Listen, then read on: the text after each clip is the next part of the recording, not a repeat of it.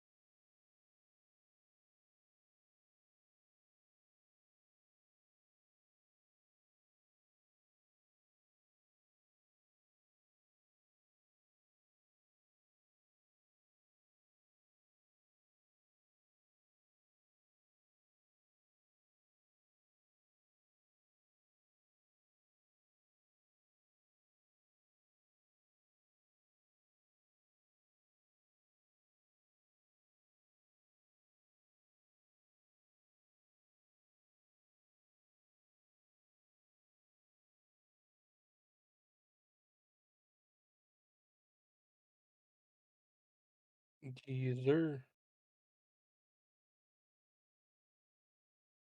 Probably should turn my mic on too. Good and smart.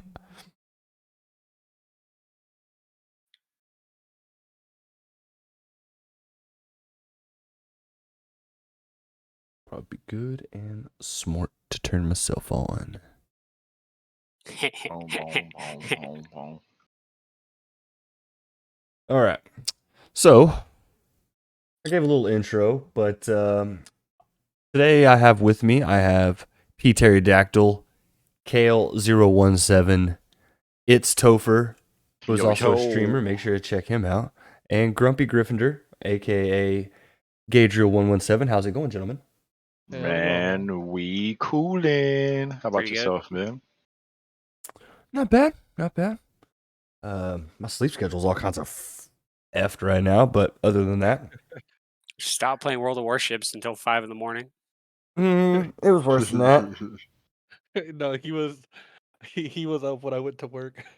Bruh. I woke up at 11 yesterday p.m. That's not okay, man. No, I know. Like I said, degenerate style. But it's been a fun game, but that's not what we're here to talk about. Our big main topic here is we got two massive releases coming out next week, and there may be a crossover between the two actually. In one of the games, we'll see, but it's rumored. But we're talking about Halo Infinite releasing full next week with the campaign and everything. Super excited. And then also the 30th anniversary for Bungie, which has a lot of cool things going on. Just getting started off, do you guys play these games quite a bit? I mean, I know that's why you're here, but and just kind of give me your first thoughts on what's going on. I'll start with Gadriel. Yeah, play a lot of Destiny 2. Everyone here in Bolingboro, but past few months have been kind of slow because we're in that last season of Beyond Light, so coming up on Witch Queen, and we all know how these last few weeks of the season come and Right. go, and it's just a massive slowdown. And whereas we're kind of- we're in the last few weeks of what the season should have been, and Mhm. we still have until the end of February. Yeah, so we still got a lot of time to get the stuff that we want from this season. So I haven't been too worried about it. I've also got like other games that I'm excited about. One that's actually dropping here in 5 days as well. So Yeah. I mean, it But- drops tomorrow for you and I. yeah, for early access at least. Oh yeah. What's that? Yeah, Final Fantasy 14 Oh, yeah. Endwalker. Did you guys know that there's this free trial you can play up to Heaven's Word I or know. level 60? I was watching Gadriel play, and it's not my style. I tried. I was like, man, I'm Yeah. gonna try, but no, I get it. And that's a hugely popular game, and I'm sure I'd plan to have both of you on at some point, as solos. So I'm sure we'll talk about that Oh, for that sure. game. So I could go on and on about that game. Oh, yeah, I'm sure no, my he and I have got some shit about Final Fantasy. yeah. But So, getting back to Destiny. but what about you? What about you, P. Terry? You excited? Don't go. Little bit. I'm more excited about Witch Queen than I am the 30th anniversary. Halo. We'll see when the campaign comes out for me. I'm kind of phasing out of super competitive FPS shooters. Okay, right on. Well, we'll just kind of dive right in more in depth. You know, we'll just start with Halo, which releases early next week, Tuesday, shit. right? Yeah. Yeah. The Tuesday, 7th, if I'm not right? mistaken. Yeah. So it's gonna be a big day. With in Halo 5. Cortana kind of started going crazy. Are they retconning all that, or are they sticking along that storyline? I guess we will have to see. Yeah.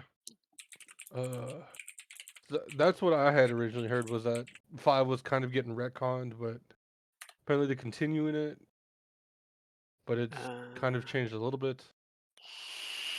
From what I kind of saw and heard, it was like they're being it's like they're going away with the Prometheus stuff. So what I'm finding just for the quick Google search is that Halo 5 isn't being retconned. They could have, but they're still acknowledging those events. However, they're treating Halo Infinite as a soft reboot, but also still a continuation of Halo 5. Okay. Okay. Yeah, it was along the lines of hold on, somebody sent me a message about it. Let me see if I can find it. But it was more along the lines of the Banished. Full history of the Banished. Oh, okay. Okay. So the Forerunner games Yeah, that we ran into. exactly. That's what the direction of the game was going. Which that's why I'm so excited about the campaign, because it's like it's still Halo, but like it's different. So it's like Yeah. I don't know really what to expect about it. So I Yeah, honestly we're just definitely can't going to wait. be definitely be going ham on that. Yeah, I'm excited that they're bringing back Brutes. exactly. Man, that was I probably one of think, my favorite like storylines. I just love fighting them. like I said, as much as I hated fighting them, they're actually really cool enemy design. Yeah, I love Yeah, fighting they them. definitely were. They did suck fighting though. That's for sure. Um, You're talking about specifically the brutes in Halo 5 or just 3, like older? 3 Oh, and brutes in 2. Halo 3? Yeah. Oh. 2 and 3. Like Yeah, they didn't they were take their own weapons very well. Just load them up with spikers. And I I'll love the say, addition in Halo That is 3 where true. if you walked in on them, they were just like there would be one like Yeah, PvP warrior. Yeah. that was Little hilarious. monkeys. That was hilarious. oh, that's good. No, and I didn't really get into Halo until it was well already a thing. Mhm. I mean, I was well into my 20s before I started playing, but yeah, no, it's a cool story. I'm interested to see. They bet they're gonna have to give Master Chief a good send off. Oh yeah, for sure. But you know, I mean, that's assuming he dies at the end of this, and that they're I not just going to keep milking that cash cow for the next decade. I don't know if they're gonna kill him off, but I think he may like go off because they reference him in Bungie, in Destiny actually. When you first start the game, your ghost references him. Really? Yeah. It's like you're as you're starting the fight, or there's one part where your ghost says, "I almost chose him, but he's had enough fights for a lifetime," and it's Oh. Master I Chief. mean, yeah, but Bungie's Yeah, always someone been in a kind of cryo tongue in chamber. cheek, and that's back whenever they still owned both properties. Mhm. I actually think it was. Well, no. I think it was when it's the D2 version of the start of the game, outside the. I think so. That's It's been been a while. fairly recent.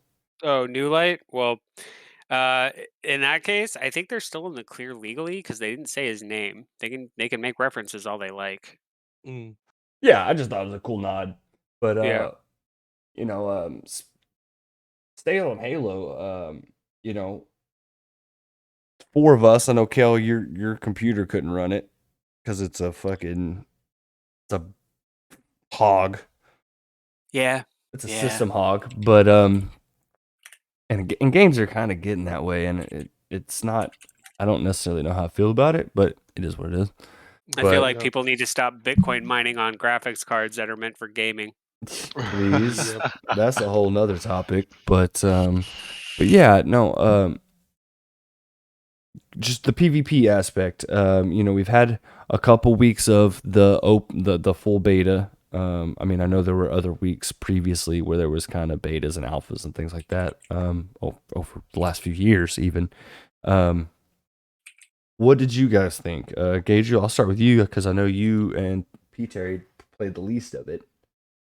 Yeah, well, I want to get back more into it. It's just more of Halo's always been one of those games that I enjoyed playing with a group of people, but it really did bring back a sense of nostalgia of the Halo 3 days and a little bit of the Halo Reach days. And that's what I really enjoyed about it. But I know one of the few things that I was a little miffed about was some of the customization that you unlock certain things for the armor cores, but it can't mix and match like you used to. Yeah. And you talk about nostalgia, like what what really gave you that feel in this iteration? Just being able to run into a match and you know the teabag, like as bad as it sounds, it's just like you know, yeah, you start the match and it starts out rough, and then you go on a killing spree and you turn the match around by yourself, and your friends are just like, all right, he's going at it.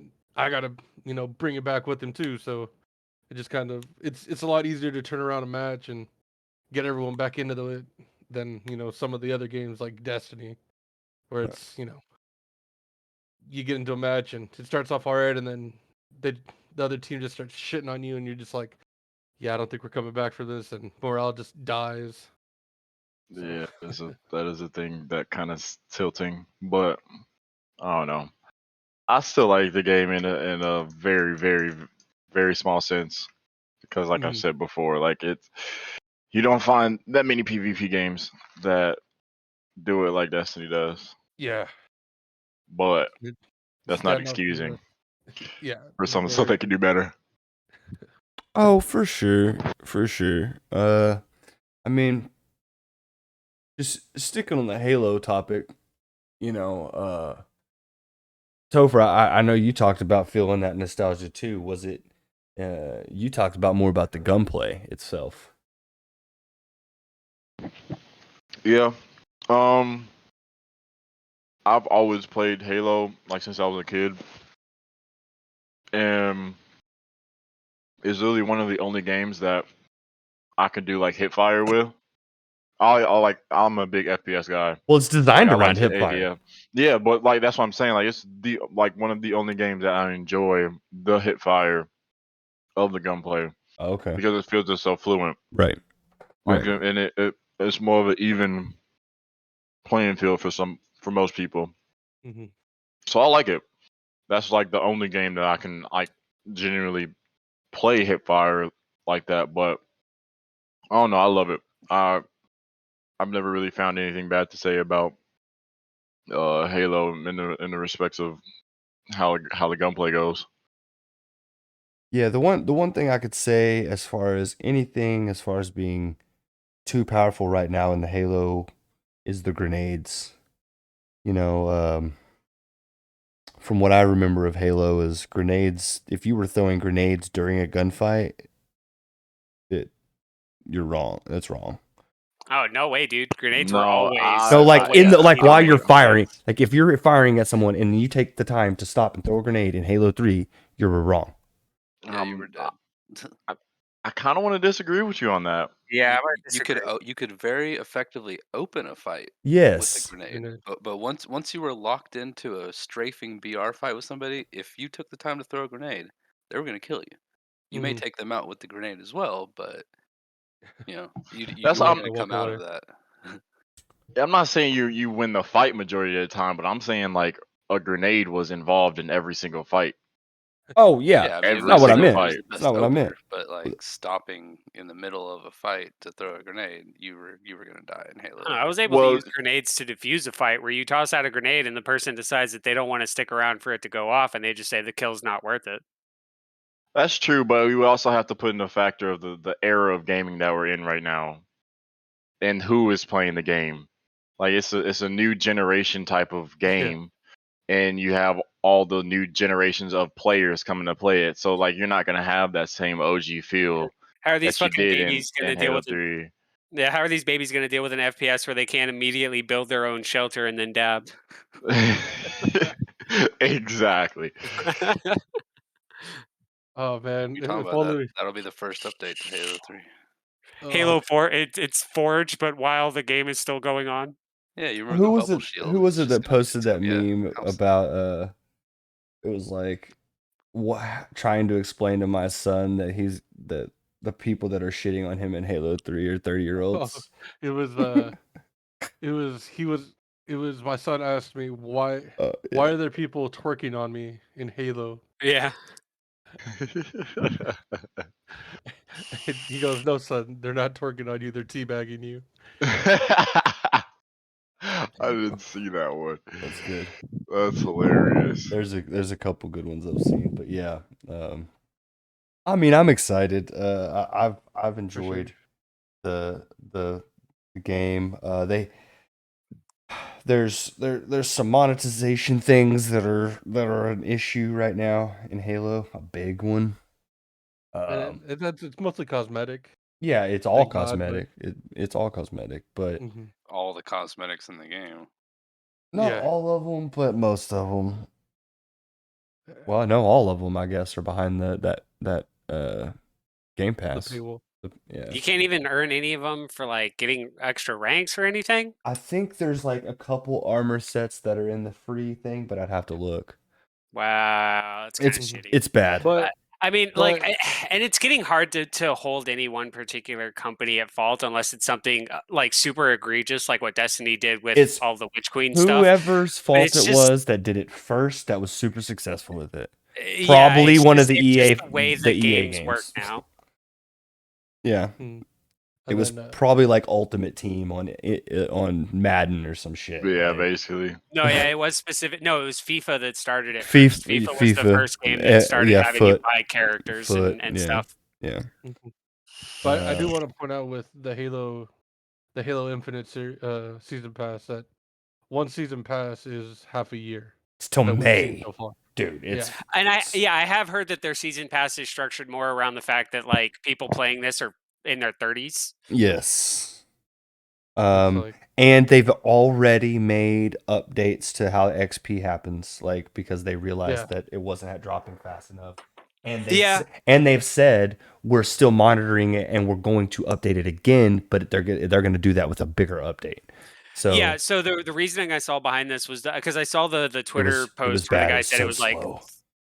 yeah, but what is it's like you get the first six matches, get the bonus, and it decreases over time. But apparently, the reason that they couldn't do a bigger change is because they have to tweak the way the entire multiplayer system works to do that. Well, they're also dropping more game modes, probably. So yeah, so like there's room. It is still just a beta. Changes. Yeah, but it was extremely. I mean, like before they changed it, it was like. Because they've changed it twice now already in the 2 weeks. I don't know why there's a season pass for the damn beta in the first place. It just gave people a little early chance to start. I don't want to say it was a beta per se. It's more of like, hey, this is what we're releasing right now to get y'all hyped for it. Here's the pass. It was like an early PvP release, basically. Yeah. I mean, I don't want to sound like a boomer, but back in my day, if you played the beta, you got special stuff unlocked for the main game. And I'll say, I'm pretty sure, and I hope you do. Well, there's going to be people that didn't play during this beta, and if you didn't, it's just a visor color, but it's a pretty badass visor color. If you signed on during a certain period, you got that visor color. Also, they had their first iteration of their event, their Tenrai event, which was pretty cool. I didn't. If my math serves me right, unless they give us more stuff, which they probably have planned, it was probably just a small teaser, but we only got to level 7 out of 30 was the max you could get, I think. And if you do 7 times 3, that doesn't equal 30. So I was a little concerned about that, but I'm sure it'll be okay. Yeah. The armor was cool, but it's not like a must-have. The samurai. It's just a look thing. It looks dope though. It does look dope. I spent $30 on making it look doper. See, they got you. Well, also knew I wasn't having to pay for the campaign, so it's like, Fair enough. I don't know, Trade-off. just it leaves a bad taste in my mouth. It almost makes me go like, don't you guys have enough money to finish the development? Why are you trying to squeeze some extra money out? Oh, they Like, have. They definitely have they're- enough money. They definitely have enough money. It's fucking Microsoft. They have money. exactly. They have. They can print money. That's not an issue. But it's not how capitalism works. Nope. That's exactly how capitalism works. We just keep printing money. Well, no, capitalism doesn't work like, oh, they're just gonna, now that we have money, we're just not gonna stop making more money. How much money can we have? Is that how that Good goes? question. Yeah. It's okay. I mean, that's technically how you're supposed to do, right? We just need to let Eve players run Congress. That's probably Oh, true, God. actually. That's probably true, actually. It'll be interesting, to say the least. I mean, We'd get to space pretty quick.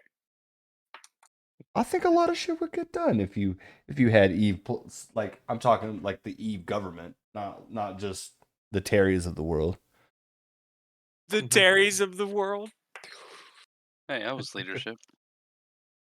You were Eve leadership, like Yeah, he was. Well, not DCP. Pandemic Legion. Oh, yeah, I knew that. I was there in your origin. I was there for your origin story, man. Yeah. But the origin of PterryDactyl Castaboris. But yeah, no, along with what y'all were saying on the monetization with Halo, it's I mean, they got me. They got the $30, but I also knew I wasn't having to buy a full price. I spent $35 on the game total so far. That's $25 less than what I would spend on a full price game. So, I don't know if I like that system, but all the games are going to it. Kind of just is what it is at this point, Yeah, there's really not much you can do. No. Stop playing them, but not enough people are going to stop playing them to make a Yeah. point. So Support your indie devs because they release full products. that is true. Yeah. That is true. That is a That's great also point. Games like Phasmophobia or even Valheim. Yeah. Games I like recently that. picked up Indivisible, which is a Okay. little project by the same people who made Skullgirls. It was just like $10, decent little RPG. The game is all there. Well, it's like what Gas Station Simulator was the most played game on Steam. Probably still is. And it's $20. And people were going crazy over that game. So, which is hilarious. You all bought Among Us. I like Among Us. Yeah. It's just it died. No, it's believe it or not, it's actually still going strong. Yeah, it spawned a whole genre. There's like a million knockoffs, including ones that are in VR now. Mm-hmm. Yeah, I see taking play Pavlov and shit. But yeah. Sad he couldn't make it. I knew he was asleep usually right now, but he was gonna try to get up Hop and get in, yeah. on. Yeah. I haven't And that seen doesn't mean he man in, won't. like 2 weeks. That doesn't mean he won't. I talked to him every couple days, but And like you don't want to reach out to him and bug him because like if he's not on Discord, he's probably either asleep or at work. Yep. Mhm. Yep. That's why I just put out feelers and be like, "Hey, man, But love that guy. The British taking over our server. No, but just kind of monetization in general. I guess let's dive into how do you guys feel about that? Like monetization as a gaming trend. Yeah, because I mean everybody takes advantage of it. I mean, it's poison. It's ruining not the indie landscape, but it's completely demolishing AAA development. And like not Mhm. just the game themselves that we get, it's changing the development cycle. Like look at Genshin Impact. It is probably one of the biggest titles to come out in the last couple of years based solely on how quickly it's gone off and the sheer amount of money it's made. And they literally made an entire free-to-play Zelda game. They spent $2 million to develop $2 billion to develop the initial release, knowing that they were going to get all their money back within a week. Yep. Yeah. Kind of nuts. I mean, it's bad. Like, but I would be lying if I didn't say that the the the way that things are going now, and I correct me if I'm wrong. Fortnite was like the first game to make microtransactions like huge. Not saying that they weren't a thing before that, Yeah. but started Offering. making it in a sense necessary to have in your If game. anything, I would actually probably give that credit to League of Legends before Fortnite, because that's the original quote unquote free game. Like the joke among League players is like, yeah, it's a free game, but how much have you spent on it? Yeah. And that was on the market probably 5-6 years before Fortnite. But Fortnite. I mean, there's been. But I'm sorry, I I think didn't mean to interrupt. Fortnite was I mean, the one there's to do been the season pay to pass, wins though. I for will a give that. while. But the games that are coming out now with these microtransactions, I'm not necessarily seeing them as a pay to win as much as League was. Well, I have. League never had any pay to win aspects. All of the League payables were like just extra options to organize shit out of out of games, and then cosmetics. There was nothing you could buy that would actually affect in game. Well, okay, that's not true. There were a few skins that changed the hitboxes of skills, and those are specifically banned in competitive play. What do you think, Terry? I know. I mean, you play World of Warships, and I play it, and Gabriel plays it. We've been trying to get other people. You've been trying to get other people to play it. I haven't jumped in on that yet. I'm gonna, because it's a lot of fun just to hop on and kill some shit. Like I did send Kayla recruitment code. Like apparently I've already it's- signed up, but like I can't. It wants 90 gigabytes to install the game. Oh goddamn! I don't think that's right. I think that's the final size is like 60 something, but it Yeah. wants you to It have wants you 90 to have during 90. the installation Yeah. process. Yeah, And I'm sorry, I'm not willing to delete any more porn. that's fair. We need to for Kale for Christmas. We need to crowdfund a hard drive for his porn, No, dude, crowdfund me a fucking graphics card, please. bro. No offense, Like- man. A 1 terabyte is a lot easier to crowdfund than a. Shit, we might not even be able to find you a graphics card. Yeah, at this point. Like I am really considering just buying a fucking Alienware computer No. that for like 3 years old and just taking the graphics card out. No. If you're gonna do that, buy a new Cyberware or Omen pre-built. Cyberpower.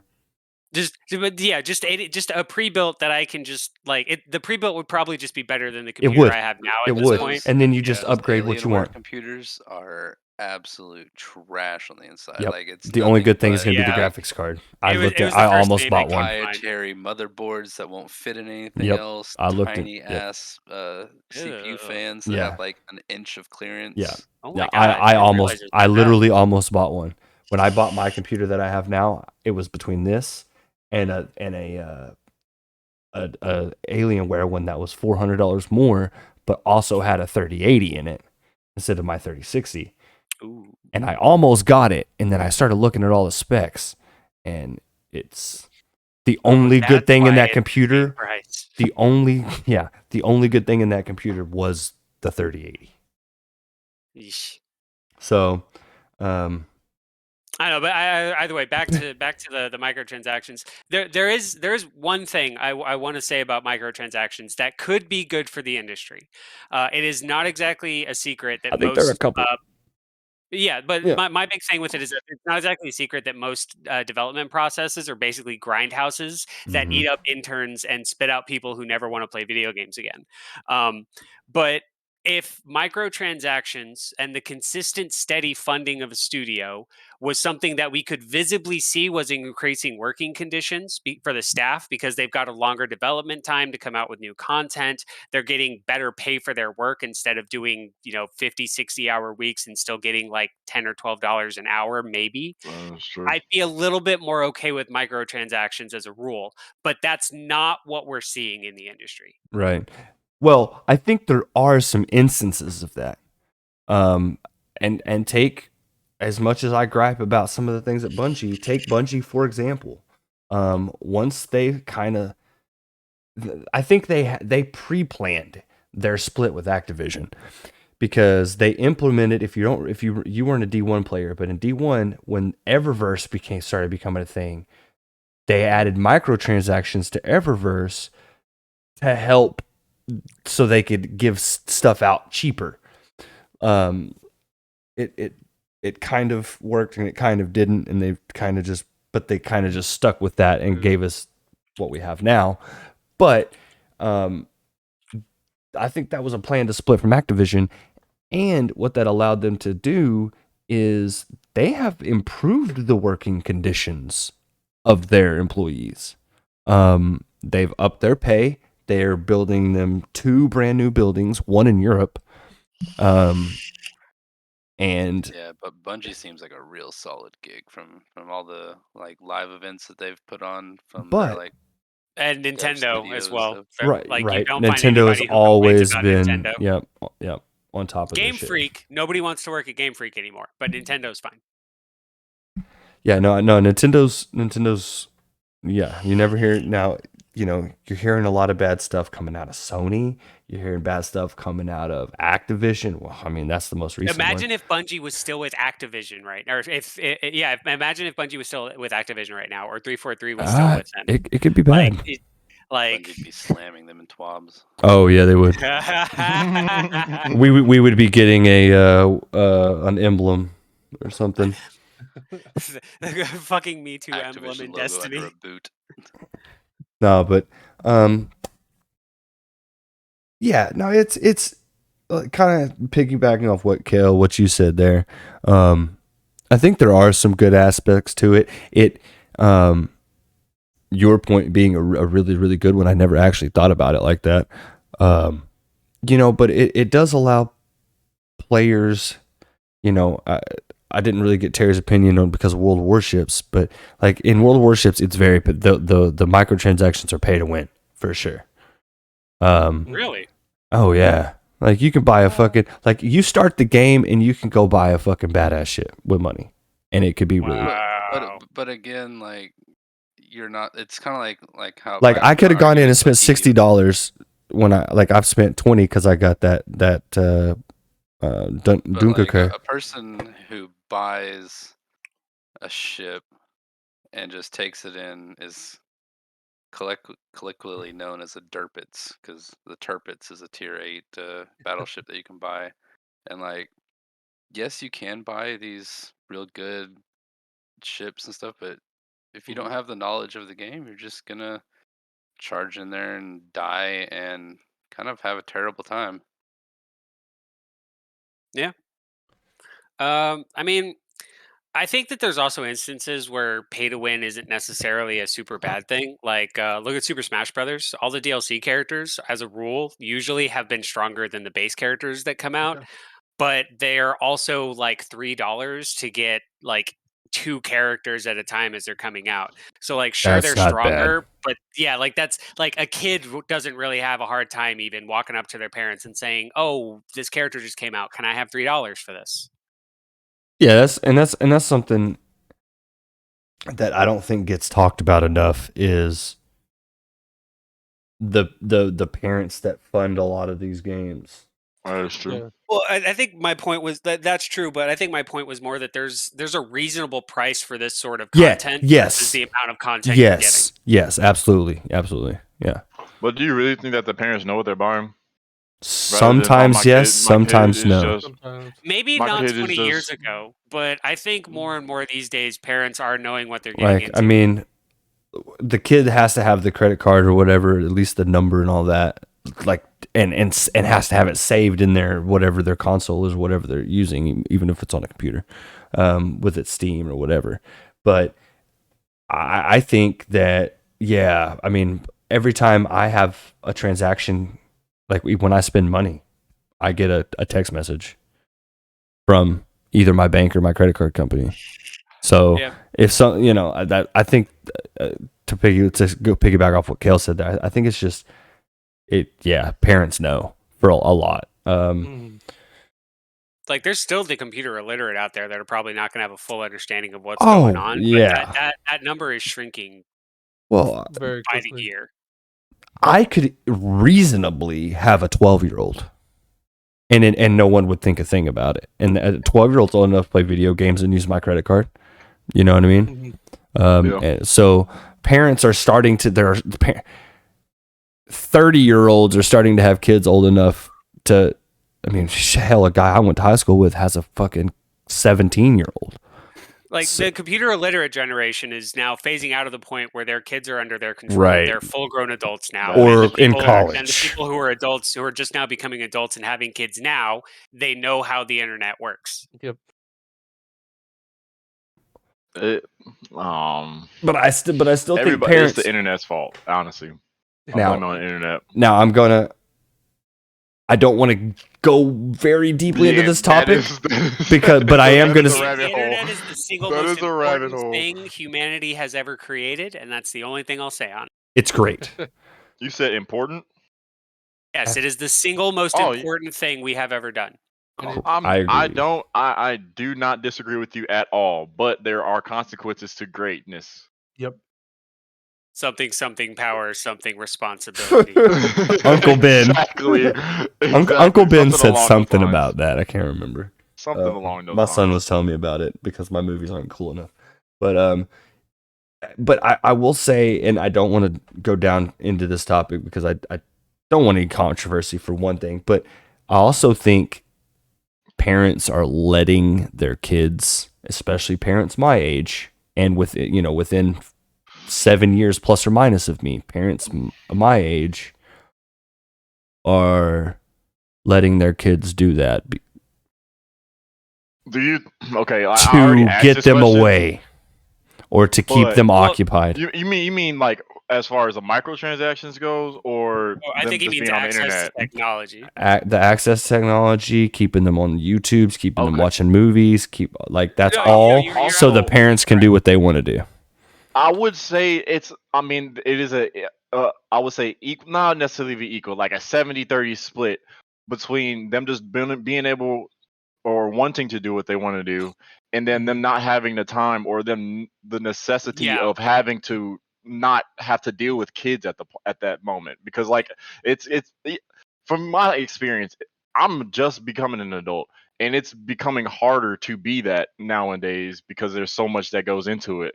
Mm-hmm. And so, like, especially having kids, like, I couldn't imagine having a kid right now, and let alone still having to take care and be able to provide and all that stuff. Like, honestly, sometimes you just don't have the means to entertain your kids. No, I agree with Topher. I had a realization the other day where I'm about to turn 30, and that's about how old my stepdad was whenever he was taking care of my mom and 3 kids, 2 of which were not his, both of which were adolescent. Because I was 13 and my sister was 9. I can't imagine me at my age dealing with that kind of stuff. I don't know where I would get the money for it in this freaking economy. Oh no, it's crazy. And like Topher's right. If you have a kid, you're probably working 2 jobs or a job and a side hustle that requires a lot of your attention while you're at home. Yep. And YouTube is a great learning tool. Yep. Reminds me of that meme. It's like my parents in their 30s. Oh yeah, let's have a kid. Me in my 30s. Really wish you hadn't. It's like great just because 2 people fucked way back in World War II. I gotta pay taxes. Great. Like this is bullshit. Yeah, no, it's definitely a thing. And I actually still don't want to get off on the topic too much, but I did read an article about there's a baby bust. We had the baby boom with the baby boomers, and we're in a baby bust because millennials aren't having kids, and And Can't fucking and support the kids. and someone was like, "Oh, with $1,500 rent and a $12 job, yeah, I'm not having kids." Like, Yeah, That is like, facts. yeah. Let me bring into the world a thing that I Poverty. won't be able to take care of. yeah. Like, So what the fuck? Probably why the rise in pets.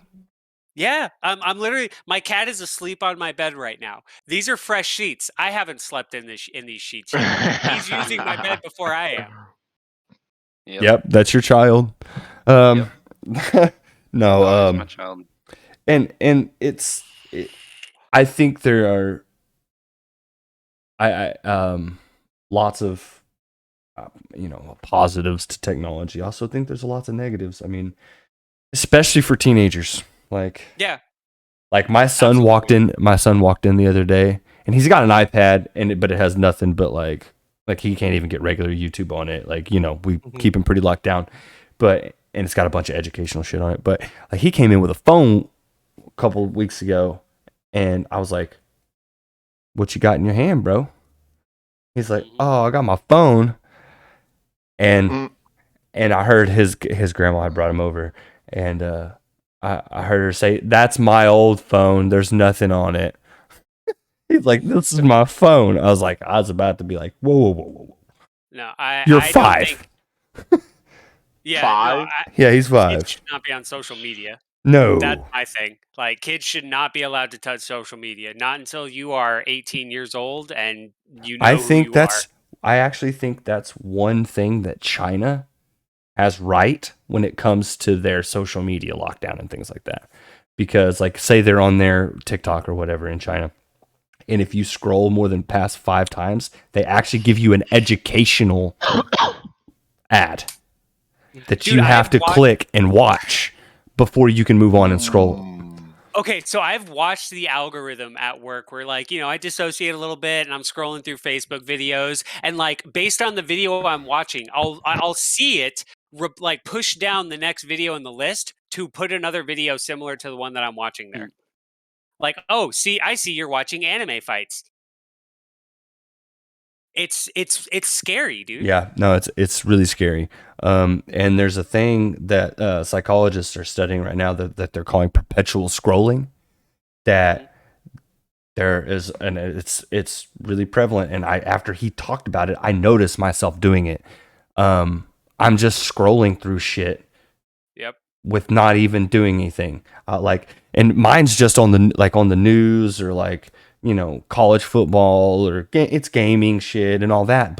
And because it's personalized for me, because based off of what I've searched for one, but I catch myself doing that. I'll scroll all the way through it, and it's probably 50 articles a page. I'll scroll through it. I won't click on anything. I'll go out of the app and I'll go back into it and reset it or refresh it and then scroll through it again.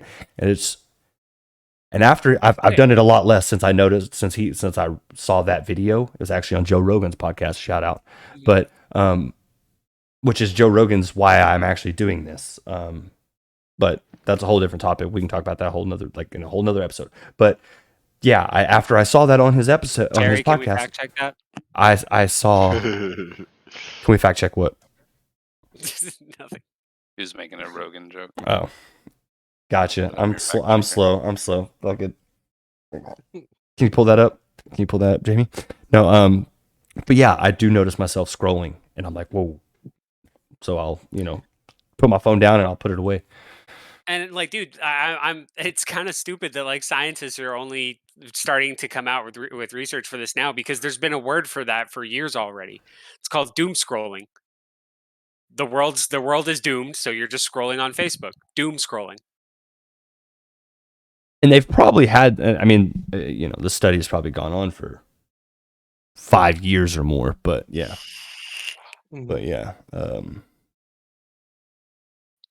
The scientific term, I think, is they're going with. I mean, it should be doom scrolling. I like that. I like that better.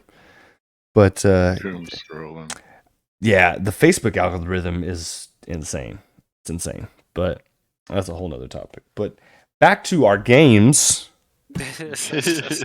Yeah, we Hey, that's okay. That's okay. Well, that's what this is. Gamers talk about life and stuff. So, but it is kind of a special episode with those dropping, so we'll kind of get back. And I'm sure we'll circle back to many different topics, but just kind of going into the Destiny portion here. You know, big release next week with the 30th anniversary. Gallahorn's coming. I'll let you guys talk, and because I'm angry, but it's fine. And then but a lot of people are excited. A lot of cool stuff coming. And then obviously Witch Queen coming in February. Let's just kind of dive into there. And Kale, I'll start with you because you haven't really been able to play Halo yet. So first off, I'm just going to drop a little bomb on you guys. I figured out one of the plot twists for Witch Queen. Okay. Savathun is lying about something. Oh shit. Hot take. Remember that. Let's clip that. Let's clip that. Yeah. No, honestly, I'm kind of in the same boat as Gadriel right now, where like Destiny's sort of felt stale for a little while now, and given the sheer amount of time between now and the Witch Queen coming out, I'm really in no rush to like get through everything. I'm taking this chance to play some other games right now, but I am really, really excited for Witch Queen coming out because it does look like it's finally going to try and catapult the story forward somewhat. Yeah. After setting up for it for 2 years or more. And making people wait for 4 months. Yeah. Longer than 4 months. It dropped back in. Like, when was the last actual piece of story? Because talking about with or October, I think. Yeah, in October with. But I mean, COVID happened, and it's not like COVID doesn't like. From what I've noticed, COVID was the excuse for Beyond Light being delayed. But here's my thing with COVID. COVID's impact wasn't obviously, it was immediate, but its severe impact wasn't immediate. Like they had to play catch up, so they played catch up over the course of Beyond Light, and then now they had the opportunity, and I think it if there is the Halo crossover going on in the 30th anniversary stuff, which people are kind of thinking that there is, that may be a reason as well that it got delayed, because they knew that this event type deal was, because it's coincidental that the 30th anniversary is dropping the same week as Halo. Yeah. So I don't think I have the Witch Queen Deluxe, but I don't think I have the 30th anniversary. It probably won't come with that, you guys will have to tell me what happened. We're not going to know. None of us have it. Me and Topher actually talked about this on last week's podcast during his episode. We're both of us are kind of just like a wait and see type deal. Like if people are just, this is the shit, blah blah blah, we may spend the $30 and go do the event, but we're kind of going to let it play out. And I'm sorry to speak for you, man. Just to get the pack? The 30 is for the 30th anniversary event is like it maybe not 30, maybe 20. So with this update, there's going to be a 6-man activity and a Thorn themed armor set that's going to be free to everybody to play. What you pay for will be Gallahorn. the 3-man dungeon and Gallahorn. Right. It'll be a normal Christmas event. 6-man activity. Correct. And the armor set. Correct. You have to pay $20 to get Gallahorn, which is probably going to be nerfed into dust, and the dungeon. It probably won't get nerfed into dust because rockets aren't that good.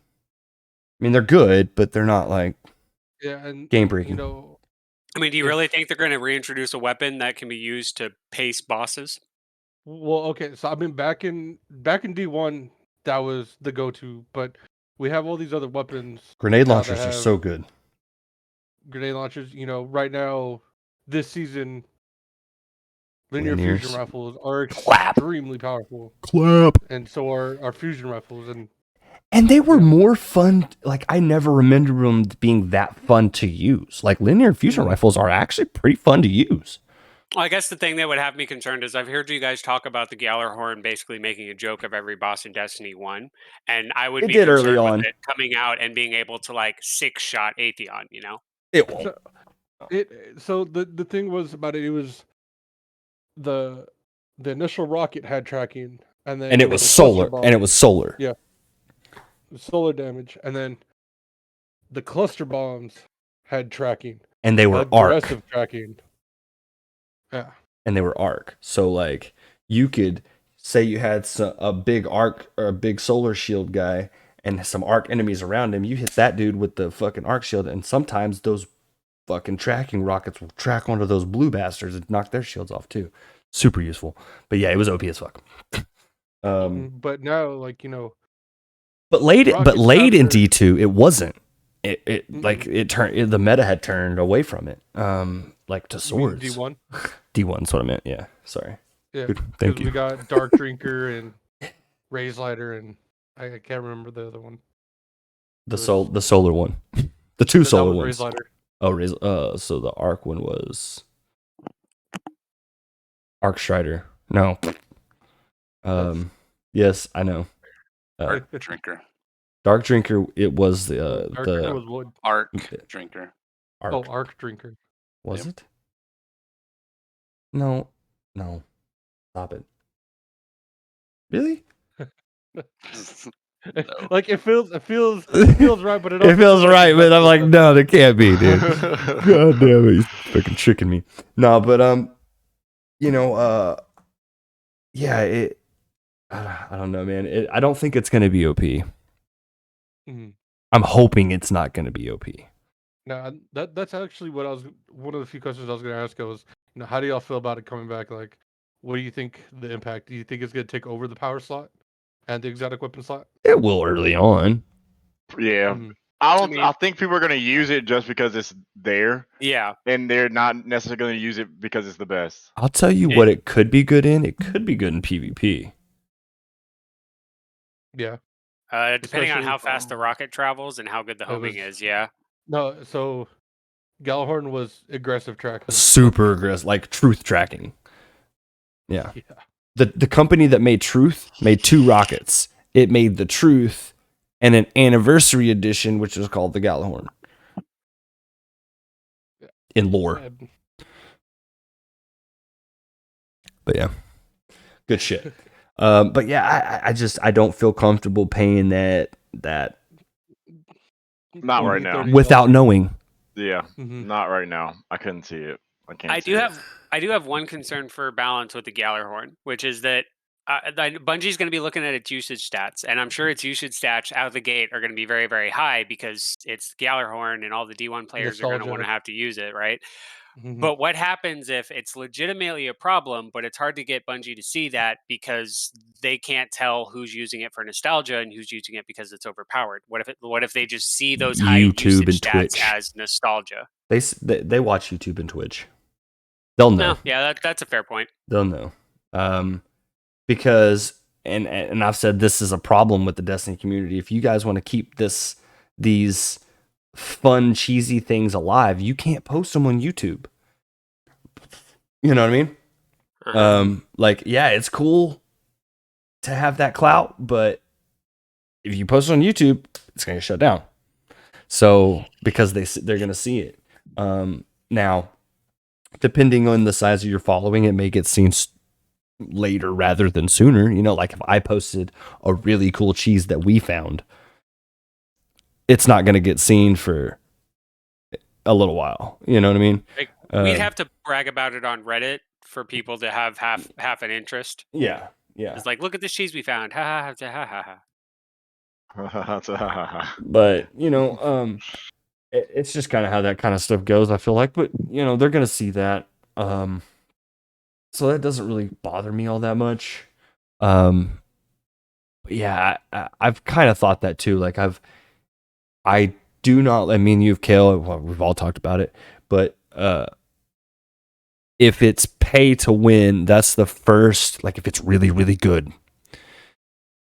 that's the first pay to win Destiny has had. And one of the things I've liked about Destiny is that it's not really that way. I mean, outside of having to pay for like the game, but Mhm. I mean, I think what would make it even worse if it does end up being a pay to win thing is that would be stacking on top of what's already their most contentious payment structure for an expansion like ever. And it would basically just be them completely jumping the shark because the expansion and its content would be overpriced at the same time as we're getting overpriced pay to win content. And they have just become everything that gaming hates. I think the payment thing is all based around Gallahorn. Well, I guess that's not true. That's not true. With the season pass thing, people are upset you have to have the season pass to do the dungeons. So that's true. But I'm willing to give them a one free pass on that. Like, and if they say early on, hey, this is what we want to do with dungeons moving forward, I'm kind of okay with that because that lets people know in advance, hey, this is how it's going to be. You know, like I want these dungeons or I don't want these dungeons. And then after that, it becomes down to, just my personal opinion, obviously, it comes down to what stuff are you getting out of those dungeons? Are those things going to be super meta? And if they are, then it's just a money grab. And I don't like that. I think Wicked made a really good point way back whenever he pointed out that the Destiny community had given them okay, we'll give you this one way back whenever like the season passes first started locking content behind stuff, you know? And at the point where we're having to spend 5 minutes justifying the way that they're making us pay more for the game, we're having to come up with reasons to allow them to do this at this point. I wasn't upset about season passes. Everybody was doing it. I knew it was going to happen eventually if it didn't, you know. Since it already was, like I wasn't. I'm not worried about that, honestly. I get what Wicked's saying in that instance, but that never like bothered me. I don't know why. Maybe it should have, but I you're muted. Destiny 1 launched with expansion passes. Yeah, so. Yeah. And they were $20 a pop, well, so you're paying 120 expansion passes back then. But like, I mean, whenever you bought the expansion, you got all the content in the expansion. That goes all the way back to Diablo days. I mean, D1, you're paying like $100 a year with the game plus whatever the seasons were. Mm-hmm. And I was gonna say one thing: didn't Destiny 2 start off with expansion passes as well? Yeah, it started with expansion passes, and then it swapped over to season passes, and then those season passes started locking content outside of just the expansion content. Like what? Raids, dungeons. The season, no, you don't have to have a season pass to do the raids. You just have to have the overall. Yeah, the overall expansion. Yeah. I thought you had to have the season pass to do the. I know you had to have the season pass to do Vault of Glass, didn't you? No. You just had to be on light. Okay. Oh. To my knowledge, now, and I think the same is true for stuff like Trials. Well, it wasn't before. Trials was like free to play, but now you have to be on light. But but yeah, I think that's true for Vault.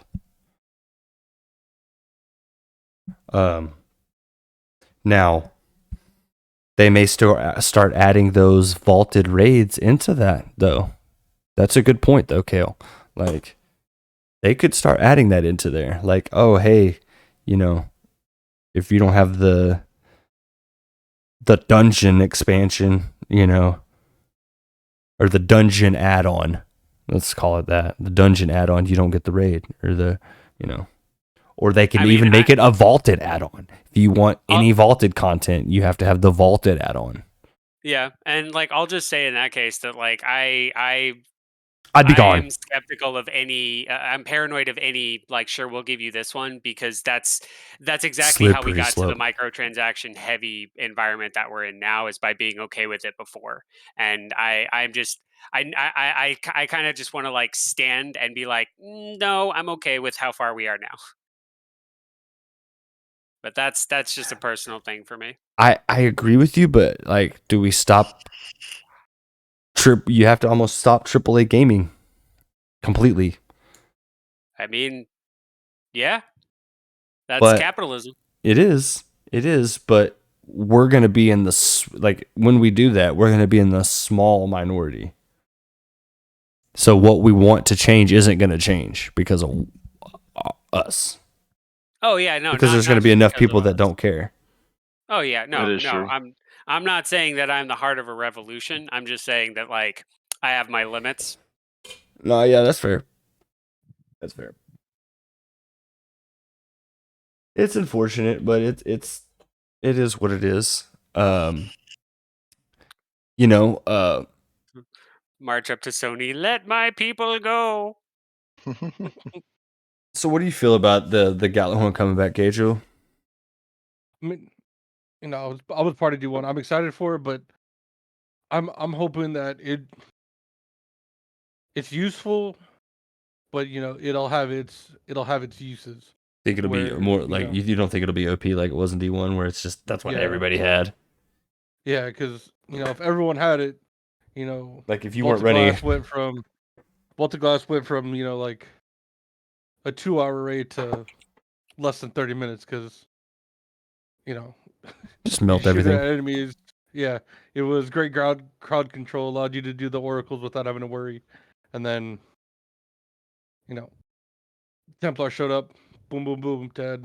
It also had proximity rockets, so I can't tell you how many times I killed myself because like a dreg ran out in front of me and it procced the proximity rockets and they blew up in my face. happened in Crota all the time. So,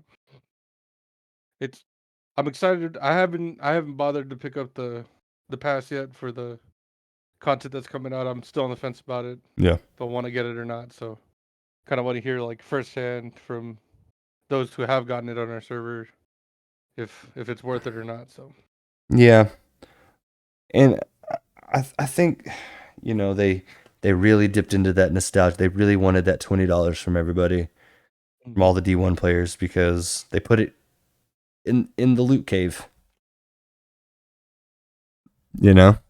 So everyone loves loot. yeah, it's just hilarious where they put it. But what do you think's gonna happen in the how do you think the new dungeons are gonna play out? I'm not sure. I was gonna ask.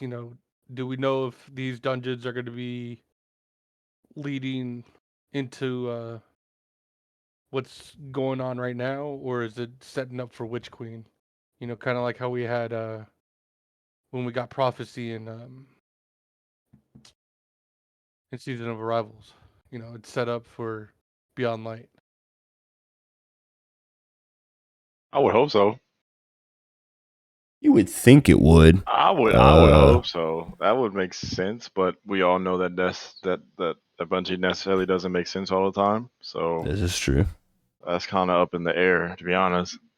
Mm-hmm. So it's like I'm excited for it, but again, I'm on the fence about throwing the $20 down. Yeah, just for Gallahorn, basically, in a dungeon. That's how I feel. I mean, I was upset at first, and then I've gone back and forth almost at some points daily. Now it's more like I know I'm not gonna get it. And I made that choice when I actually bought a ship on World of Warships. Well, I bought the Black Friday pass, which it gave me a lot of stuff, but it was like $20. So I was like, "Yep, I'm not buying Gallahorn." But or at least until because I think I'll be able to buy it all the way up to Witch Queen, right? It's going to last all the way to Witch Queen, from my understanding. So I mean, we still have 3 months to get it if we really want it, And you could even use a February paycheck and get it the 1st of February, which is probably what I'll do, But we'll see. But I'm getting closer and closer to Kale's sentiment of I may just be done with all of it, Mm-hmm. Move on to different types of games because we'll see how Halo goes. It's going to be a campaign, and hopefully it's a true campaign. Because Destiny, if you think about it, Destiny is not really a campaign. No, It's and it's unfortunate. It could be a really good one. It's a 6-year journey. 10 years. It's a 10-year journey, is what they said at the beginning. It's our destiny. Started in ODST. Your destiny waits. But Oh, just such a good fucking game. ODST. I only played it a little bit. Now I got the music playing in my head. It's pretty calming. Yeah, it's good music. But so that's for later. What do you guys think is going to happen in Witch Queen itself? I know we have Savathun locked up right now, and I haven't kept up with the stories in a while. Do we know what Zevo Wrath looks like? Like, have we had pictures? No. Okay, because like we know what Savathun sounds like. We have a little bit of knowledge of how she looks, but not her full. We've seen Savathun. I don't think it's actually said that that's her. Yeah, I'm still in the picture. Trailer. Yeah, I'm still. I don't know. I'll be wrong. I know I will be wrong. I'm fully willing to accept it, but I think it's not her. I don't think that's Savathun. Name me one other Zevo Roth. Name me one other body morph we've seen that has wings. We've never seen Zevo Roth. And Oryx, yeah. Oryx have wings. So the other leader of the hive and the character that we saw was a body morph with wings. Yes. So if you think two of them have it, why would the third one not? No, I'm saying that Jivu Wrath probably does, but I'm saying that the character in the trailer had the wings, so that's probably Savathun. But we just established that Zevo Roth also most likely has wings. But Jivu Roth can't create the ghost things. Savathun can. How do you know? That's what she was doing there. I'm still convinced it's Zevo Roth. Like, just because of all the stuff that happened in Season of the Hunt with Osiris. You think it's Zevo Roth that's in the trailer? Mm-hmm. Yeah. Like, I do. Unless it really is a big betrayal. I would be interested to know how Zevo Wrath got access to the light and the ghosts in that case. See, I would participate in the conversation, but I just don't know that much about Destiny lore. I just play the game. Well, you see, a long, long time ago, we found a big floaty thing on Mars, and then a bunch of shit went very wrong. Very wrong. Well, we saw it land on Io. Shit went very right, and then something went very wrong. And then it went wrong. Really wrong. There was a golden age like Narnia had, and then there was a like the opposite of a golden age. Right. Dark Age, and then we came out of it somewhat. Yeah, Dark Age, but like we didn't have a plague this time, unless you count the thing that Siva. Ah, true. Yeah. True. That happened during the Dark Ages, huh? Siva is crazy. I feel like that's going to come back and bite us too at some point.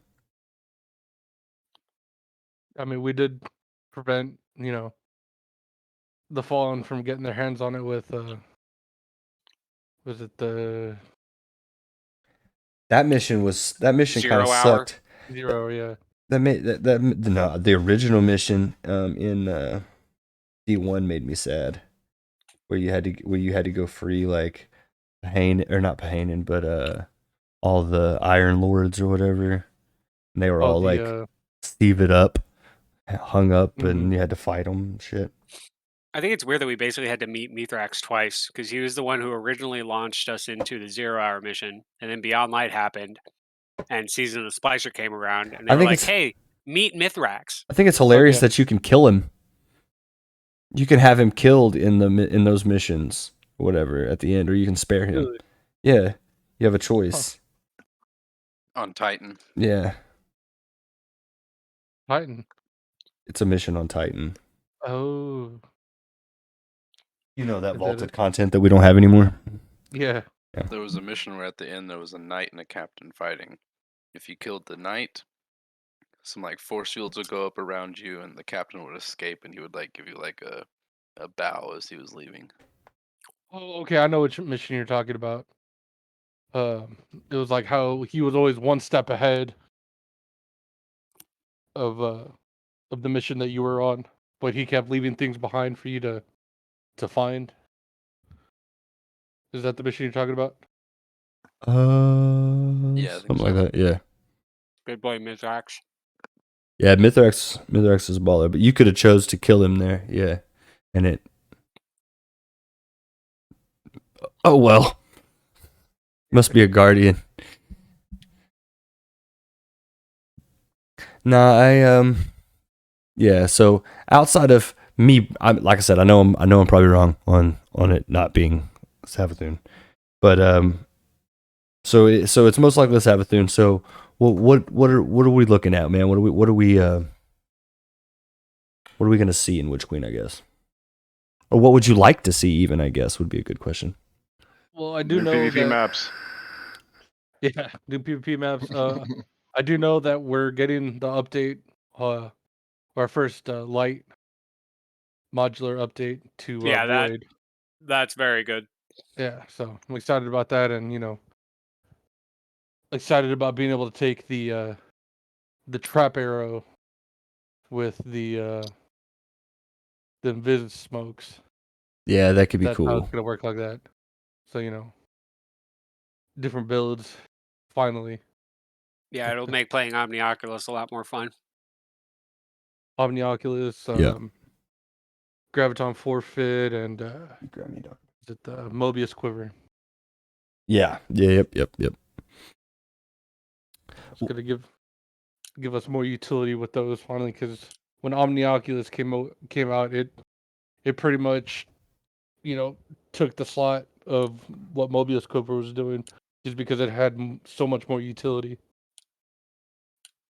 It's true. Well, it doesn't help that Yeah. they'd already nerfed Mobius Quiver down from being able to loop your super to only 50%. But they did that with all the looping exotics. They pretty much broke. Is it the Geomag stabilizers? Can't have fun things. This is Destiny. Right. We need to start a campaign, make Destiny great again. Ooh, Yeah. new La Monarch ornament coming. That's exciting. Yeah. And so, another thing that I have a question: do you think they're only just going to do Void for this season, or not season, but expansion, or they're going to do a different? I would think you'll probably I don't know. Okay, I don't know. They We'll get need to, if they're starting with the light classes in this expansion, they need to have them complete by the end of the expansion. That's what I would say. I would say if you wanted to do it in a way Right. that's what's the word? Symmetric. Mm-hmm. You can do it one per season. Or and I don't know. Or And two what they per need, season. no, I agree with you. Like one per season, and what they need to do is they need to have one team who's working on the next modular class, while one team monitors the performance of the current modular class to see if they need to make balance changes. Mm-hmm. Well, yeah, they should do that. They're not going to because they won't. don't have. They'll have a team working on the new stuff. They won't have a team like play testing the current stuff. It'll just go to the same balance team and everything else goes to. Yeah. And I get that, but it sucks. Another thing is, we had to work for all of our different fragments and aspects. Are we gonna get that out the gate with Void kind of thing, or are they gonna make us work for them again? Oh, they'll probably make you work I for the mean, Void ones. I'd be okay 'Cause with it'll it be if they completely managed to new. make it story relevant. Yeah, and they did with the stasis one. I felt like a little bit, so that was cool. Yeah, same. Like, Yeah, I didn't mean to cut you off like that, Kel. I was no, agreeing with you. no. Yeah, that's my bad. Oh yeah, Yeah, yeah, yeah. I'm But good. it's like, because it was what all the middle trees were introduced in Forsaken, correct? Like, Yes. Yes, like Forsaken gave total the third trees.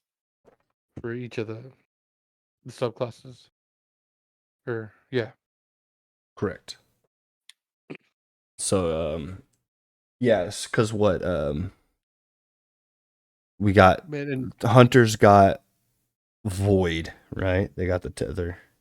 Mm-hmm. what? No, And no, then no, the like I'm No. They talking. originally had that. Hunters got the The- daggers.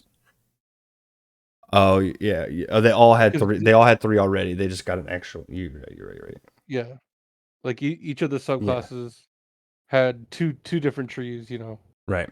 Now and then they got the third. You're right. Yeah. I didn't Yeah. play a lot honestly during Destiny 1 or Destiny 2 early on. So, yeah, y'all would definitely Destiny know more. 1, each of them had 2 until about halfway through, and like the Titans got Solar, the Hunters got Void, Mhm. Warlocks got Arc, Prickly Fingers. Yep. I remember that. That was a lot of fun. But That mission though, right. you'd see the cutscene of your Guardian getting the new elemental powers. So, what do you guys think is Savathun going to fuck us over? Is she gonna fight with us? Is against Zero Roth maybe, or the triangle ships? She's 100% fucking us over. I mean, it could be that, or because once she's released from her worm, I actually think her personality may change just a little bit because she won't be compelled by the will of her worm. I think if she helps us to fight the pyramid ships, like the actual true darkness, it'll only be because she still wants to supersede it. Yeah, like Savathun, without the effects of her worm right now, she could be telling us the truth. Yeah. Mhm. But she like wouldn't be able to With her with her worm. worm. Yeah. It would like kill her if she stopped being Here's the thing: cunning. Savathun's worm doesn't feed on lies; it feeds on deception. And there's Right. nothing saying that truth can't be a tool of deception. That's Correct. true. Also very true. But we have her trapped right now, and her worm's unable to like do its thing and communicate with her. Well, not we, the queen. And Mhm. speaking of the queen, I'm not. What if she's the witch queen? Marasov. Yeah, I don't think so. I don't think she's on our side. I think she's gonna fuck us over. I mean, I think she's on her 1000%. side. Well, I mean, she's always had She owes us no an allegiance. overview of what's going on. She's never had the same perspective of the conflict that we have. Because she is of light and dark. She's a player in the Well, conflict. no, for not sure. just that. Yeah, she's a player in the larger game. She sees the board. We don't. Mm.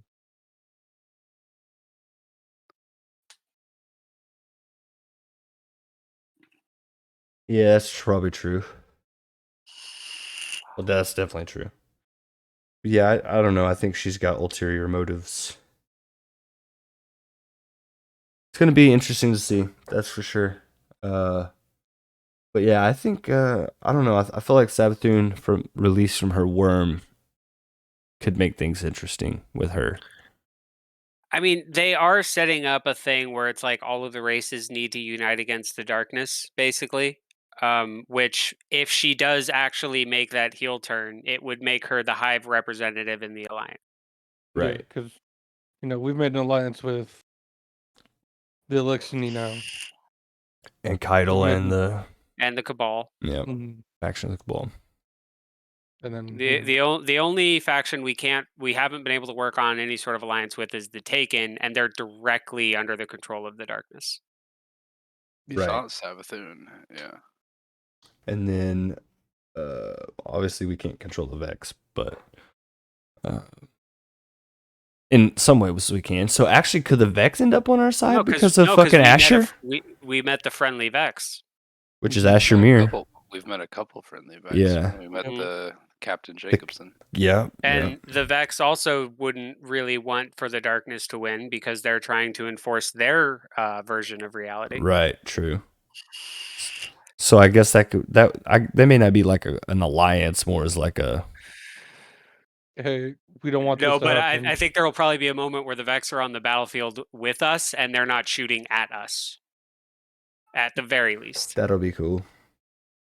We're not as big of a concern. Like Yeah.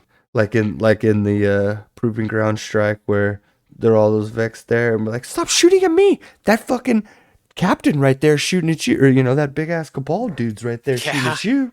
Like, don't shoot at me. I run around the corner, everybody starts shooting at me. I'm like, wait. What did I do? Okay, I guess I understand. I've killed all of your brethren, but I was gonna say, like, over and over and over. one of the things with the Vex is what they don't like about us as Guardians is we throw so many variables into their loops that it's hard for them to predict what's gonna happen with us. Right, because Well, we just revive. do you know the origin of the Vex and like what actually motivates them? Yeah. Uh, Talk about from the somewhat. winnower and the gardener. Yeah, exactly. From like Yeah. way back when. They're basically working on an entirely different set of like world physics than we are. There is a Vex like in all the iterations of the game, because what's happening is we are part of a game being played by the darkness and what we call the darkness and the light, the winnower and the gardener. Here's your TLDR, Topher. So yes, here's your lore. We're in this massive game being played by two cosmic entities, the light and the dark, what we call the light and the dark, also known as the winnower, which is the dark, and the gardener, which is the light. So they're doing this big fight. We are just the final game that they're playing, because the gardener always tried to break the rules to win. So they had this game going on all the time, and in every iteration universe, think of it as a universe that they played this game, a Vex-like entity existed. That their sole purpose was to do what the Vex do, instill their, I don't even know what it is, instill their like program into the universe. Yeah, it's that the logic that they use basically supersedes whatever reality they are in. So if given enough time, they will literally warp any universe that they are into one giant Vex construct. It's not just them converting things at a material level. It is them changing the way that the universe is working to their means. Correct. And small side note on the Vex that's kind of cool to me, the only like battle model Vex that we fought is the wyverns, the wyverns. Everything else, they're all worker bots. So getting line rifled by a hobgoblin, he's just that's like a drill for him, and he's shooting you with it. Oh, damn. Yeah, the only battle Disrespect. The only battle Vex that we've seen are wyverns. So I feel like that's gonna come into play too. But yeah, that's a small thing, and but yeah, so thinking of it as the winnower and the gardener broke the rules to create this universe that we're in. Are we fighting for the wrong side? Which I've kind of said for years. It's just I think both of the sides are going to be revealed to be in the wrong, and it's or going to not necessarily wrong, but it's like you talk to me and you talk about just on a life level. There's a lot of gray. Yeah, and I think it's going to be that the races of the world basically tell the winnower and the gardener to like fuck off. Go do your own thing. Let us live. Like the game is not like leave us to the board. Go away. Right. Basically.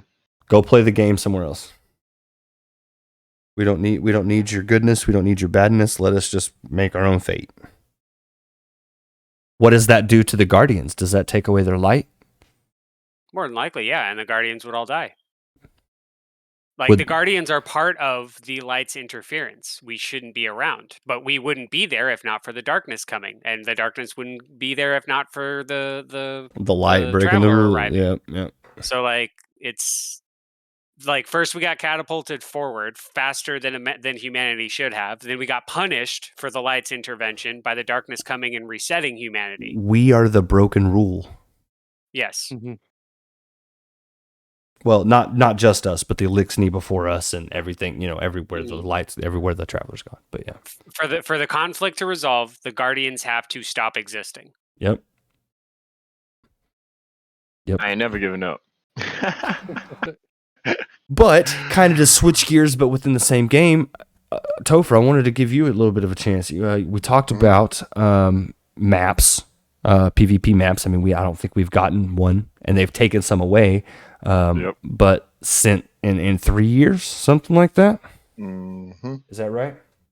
Something like that. Okay, so piggybacking off of that, what would you like to, I mean, because I feel like it is very much a PvE game, and I hate being that way to the PvE players of the community, because there's a lot of them, and there's a lot of good ones, and there's a lot of good content creators in that community. But it is designed around a PvE atmosphere. Definitely. What do you think with that in mind, what do you think is a realistic amount of maps or modes, or, I just want all your opinion on that. Like what changes can be made, and think in the scope of where their focuses are, I guess. Well, first off, elimination should be comp, not supremacy or survival. Agreed. Honestly, knowing that it is a PvE game, but knowing that they get a lot of their viewership based off of the PvP aspect Absolutely. of the game. Yeah. I feel like at least 2-3 more maps. Like you just, I've even taken pictures in front of the garden raid. Like how beautiful they can make the scenery of the game, and there's just nothing that they can just small scale. Like in my opinion, it would be easy to make a map if they're showing the capability of making like scenery like they have. Can you not just turn some of those, repurpose some of those areas into PvP maps? I don't really understand how that couldn't be a thing. I mean, fighting in that area with the waterfalls in the garden, like with some PvP stuff in there, would be fucking cool. It feels like an unused raid encounter. It does. Like supposed to be a boss there or something. Yeah, it really does. I really just hope. I don't mean to cut you off. I'm sorry. No. I would just really would hope that they put a little bit more effort into it, because it's clearly at the back burner at this point, which is mainly the reason why I haven't been playing it as much. But the small things of just it being able to be a small change, like it's not anything that needs a drastic change. It just needs the showing of attention. I feel like a girl whose dad just doesn't give a fuck about her, but like just a little attention would be really nice in the PvP aspect, rather than it being an afterthought of, okay, Cheetah's been going on for however many years. We're gonna fix all this PvE stuff a couple years, and then we're gonna finally get to it. Like, I will say, in Bungie's defense, they've started making some of those PvP changes with Trials and the Trials Lab. A lot of people that never had a chance to go flawless have gone flawless this season. But you're saying this, but not season, everybody. Though, like, no, it's this because it's this season. Like, there's have been so many opportunities for this to be earlier than it has been. Oh, no doubt. But it's happening now.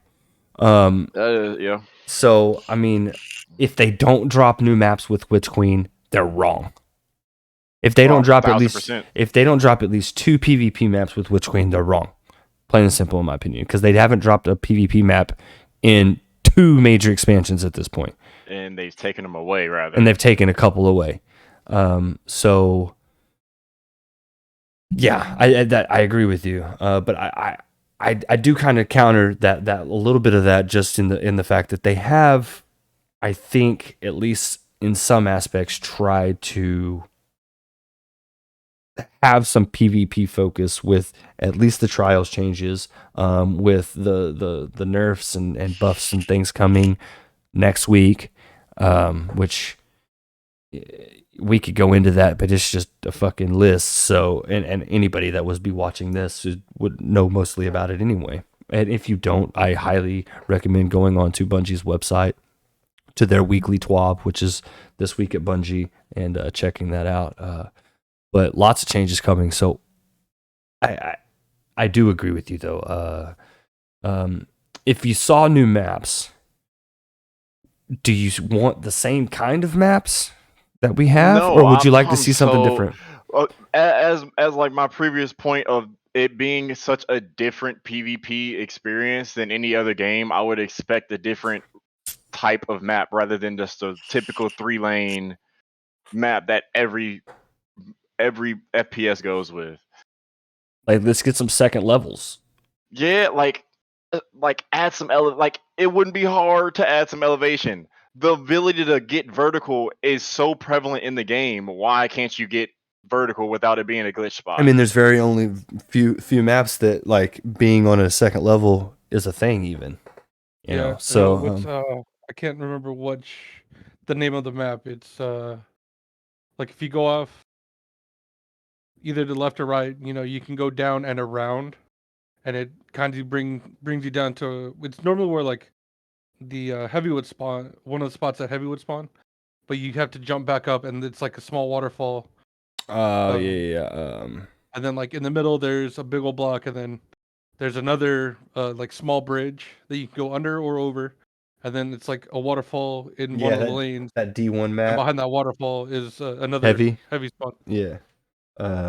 Yeah. What? That's a D1 map. That's actually the first. I think that's the first trials map ever Mhm. in D1. And, like they have some elevation fight in there, but again, I mean, there's a little bit of elevation in the other D2 map. Well, actually, I think they're just basically all D1 maps that have elevation. The one that's I mean, yeah, it's pretty bad. But I mean, would you like to see longer range maps, Topher? I know I would, because I'm a huge sniper, as y'all know. Right. I like to snipe. And the fact that you have one map, in my opinion, which would be Widow's Court, that in my opinion is probably the only sniper map in the game. There's that other D1 one that's got the name change. It's got B like out on that platform that I've jumped off the map on several times. And then C's like in that cave, and then A's in the other cave. That's a pretty long range map that you can snipe on. I know what you're talking about. I never remember the name of that map. Terry would know. However, the map is. But it's like, also a let's shotgun see. map too. So like, that is true. I don't know. I really just feel like there should just be some what's the word I'm More looking variety. for? Definitely a variety. I mean, I feel like there's a good variety of weapons that they bring to the table, but the viability of all of them is not that. Like Right. you're still Yeah. stuck to a certain Hand cannon archetype. shotgun. Exactly. there's a meta for there's and the meta is always going to be hand cannons and shotguns and snipers. Mhm. Like, but Yeah. less snipers always than shotguns, because the maps just don't play out for it, and not everybody. Like, I can snipe really well if I can, on a bigger map, predict where you're going to be, or notice that you slide a lot. I can hard scope that in time and still flick shot you. But Yeah. me sliding around a corner and like quick scoping a dude that's just not how I can play, and that's how you have to be able to snipe in 90% of the Destiny 2 maps. Very true. That's what I never liked about it. And like Activision brought this around the whole fucking thing of quick scoping. Like if you couldn't do that, you were a terrible player. And it's like, it's true. That's not what a sniper's for. Yeah. Like I was just like, I know I shouldn't compare it to like, actual combat situations, but are you gonna use a long range rifle like that? No. Like that's why it never made sense. Maybe like the DMR style, like a M14 or which can be used as a sniper platform, but like you're not gonna walk up to someone and be like, bang. Exactly. Yeah.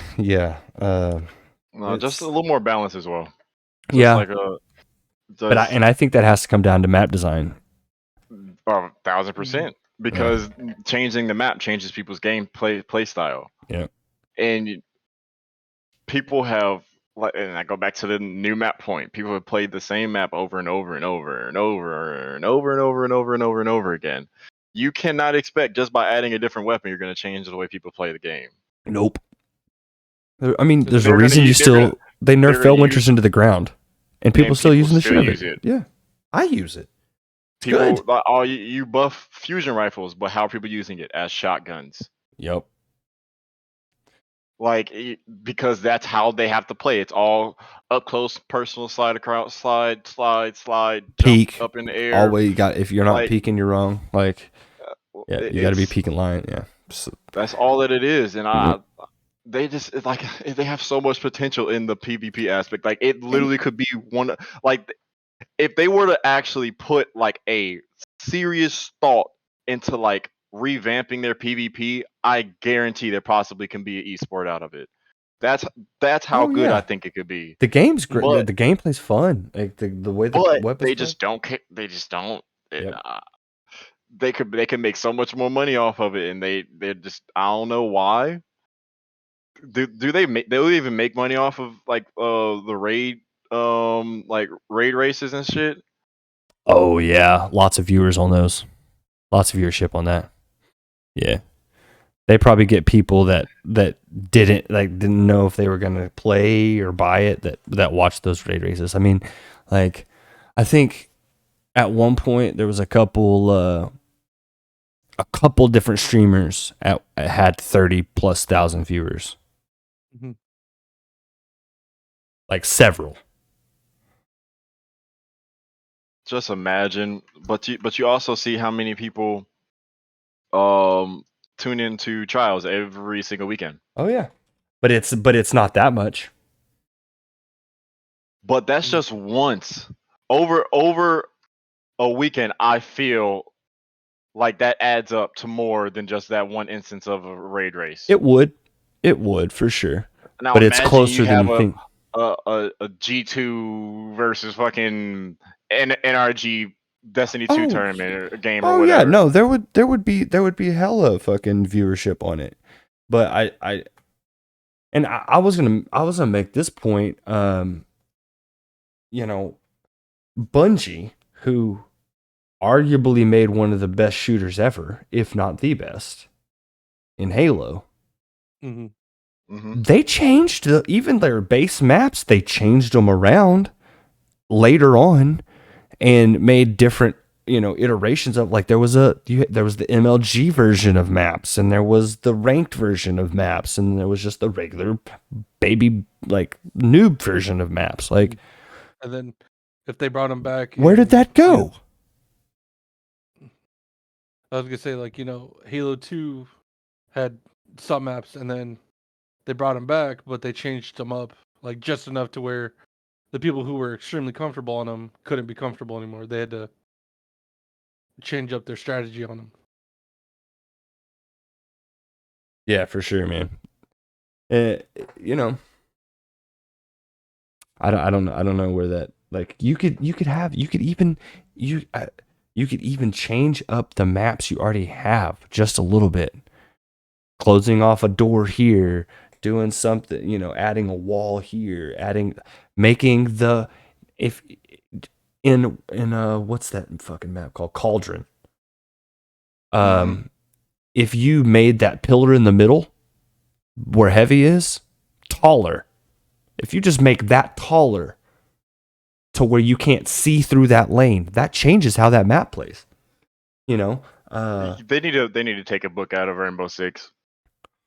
Oh Because my God. as far as every single expansion, they're either bringing a new map or reworking a map. Yeah. Every Yeah. single one of them.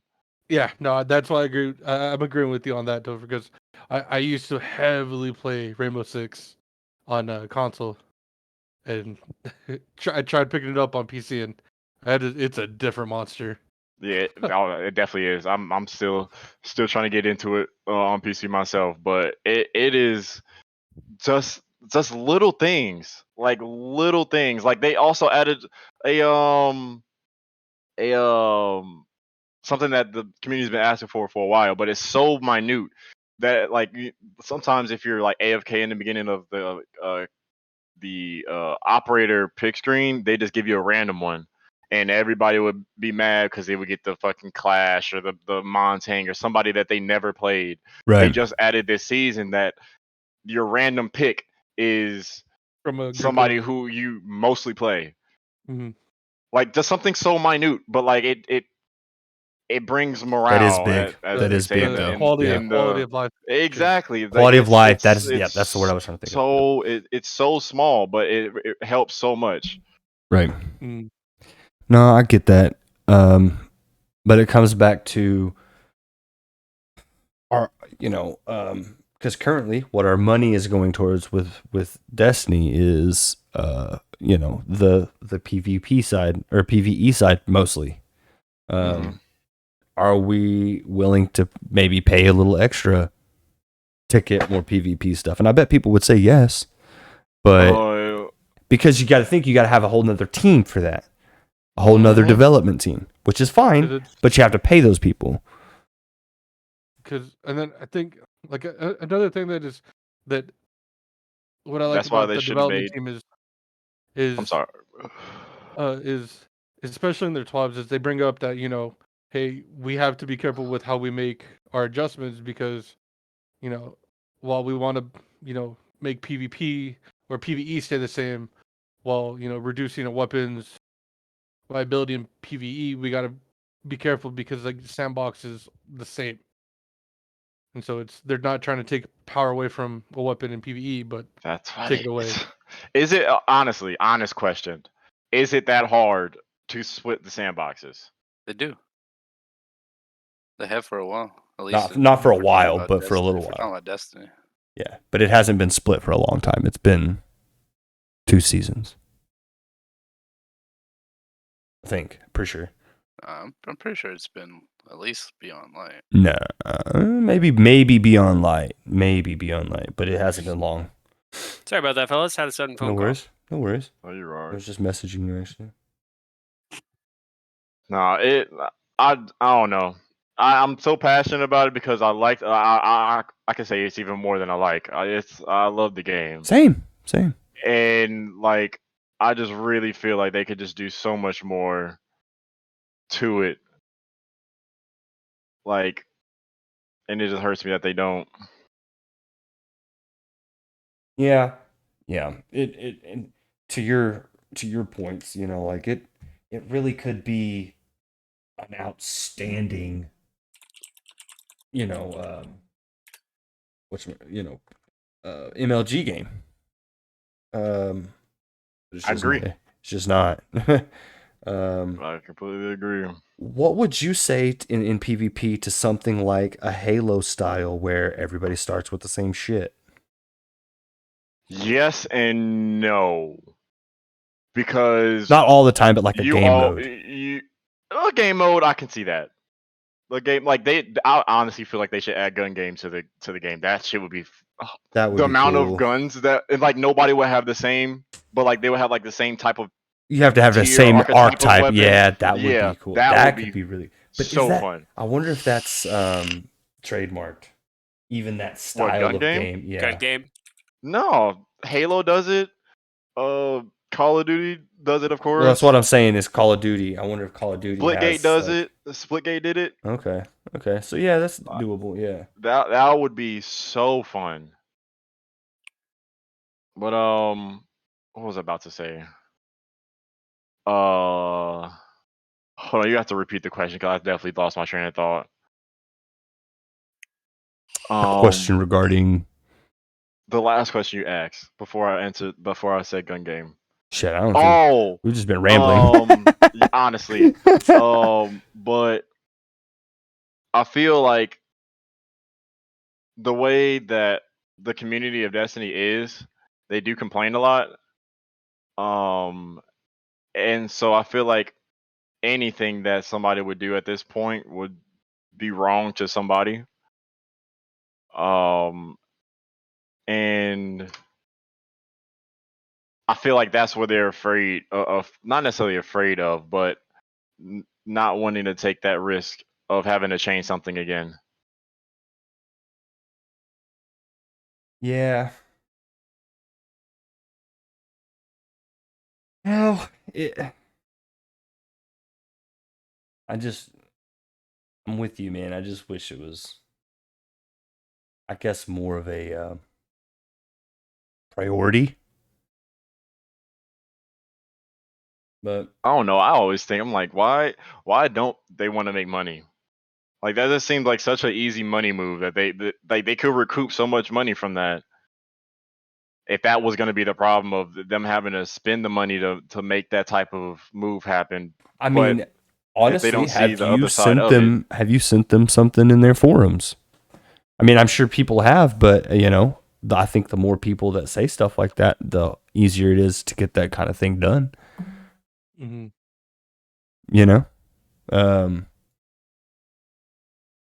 I agree. But I, like, that's a good point though. Like, I just, I'm interested to see where it goes. And someone in the chat, Mr. Vega 26, welcome. Thank you for coming into the chat. I just want to say hello with my voice. But he says, let's see. He said he's calling it now. The Gallahorn is gonna be ass. Do we agree? Gallahorn's gonna be ass. Yeah. Do we agree or disagree? I really. Bungie has already tempered expectations when they announced it, saying it would be tuned for Destiny 2's sandbox or whatever. So garbage then. So ass. So he's probably right then. So he's probably right. I mean, if it's tuned for Destiny 2 Sandbox, Destiny 2 Sandbox isn't made for rocket launchers right now. So, so yep, Vega, you're probably right. Actually, I hope it's shit because then I won't feel bad about not buying. But I probably will end up getting if I can get it in February, for instance. At the beginning of February, I will probably do that, but I'm just not going to buy it right now. Drop the money for it. Yeah, because I also think, I mean, I can spend that money on my son, which I probably should anyway.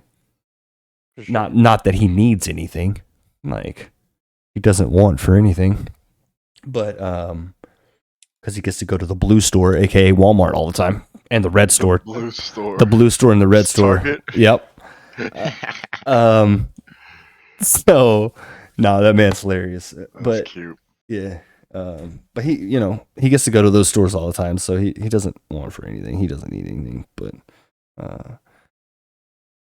I don't need it either though. So that's a good way to look at it. But I think I will end up getting it if I can get it in February, just in case rocket launchers make a comeback. Mm-hmm.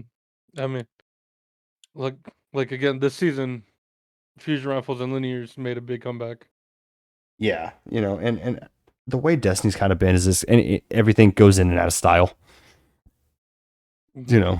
except in PvP, it's all kind of the same usually. But I was gonna say,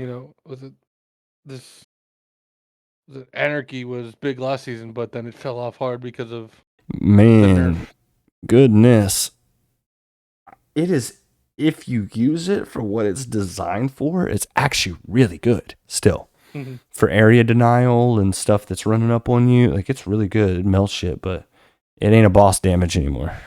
Nope. So, which that's how it was. Stick something twice with anarchy, one to the ground, and then shoot him with whatever you want, and he dies. Was it a fire and forget weapon? For sure.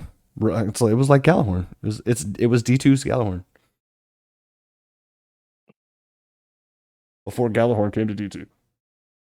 Yeah, pretty much. No, but Like, was it Gallahorn also had a really high reload rate, or I should say fast reload rate for D1.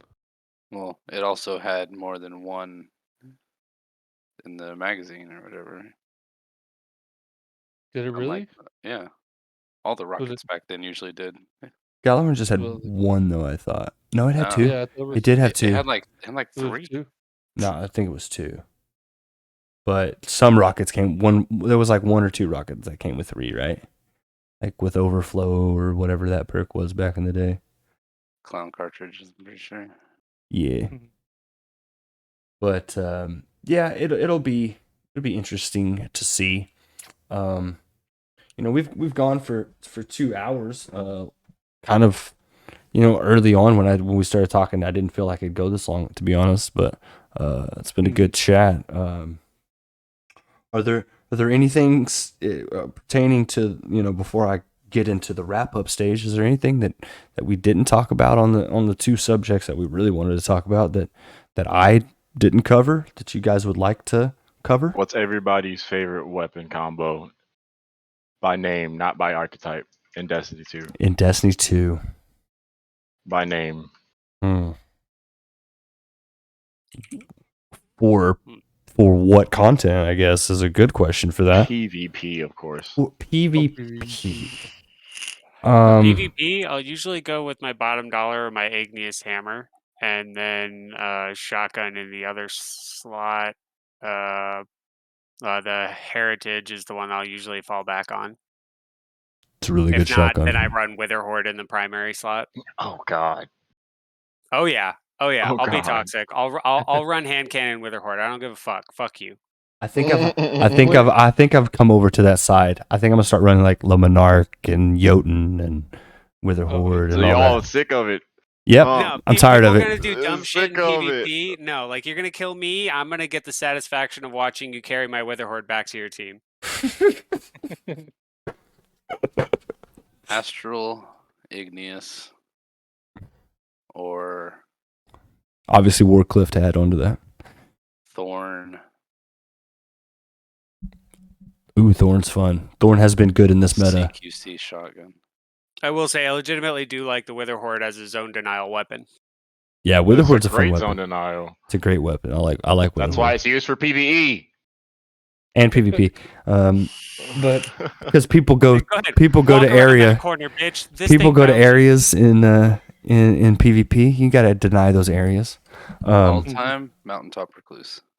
Oh no! So I've fired a Wither Horde straight at a wall in front of me whenever there was a dude behind me, and it bounced through me and into him.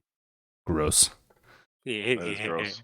I've done it with shurikens too. It's funny. Nah, as far as loadouts in PvP, lately I've been running either Messenger and Sniper, whether it be either a Dord or what's that other one? The Void one. The Void PvP one. I use it all the time. Frozen Orbit. Frozen Orbit. I like Frozen Orbit. I always like a hand cannon, and I've been liking my Eye of Soul. I've been trying, but I'm not great at PvP. What about you, man? I know you're the PvP expert in this. You and Terry. So Tell me how to get good, man. It's that diet get good. That's really all that it is, to be honest with you.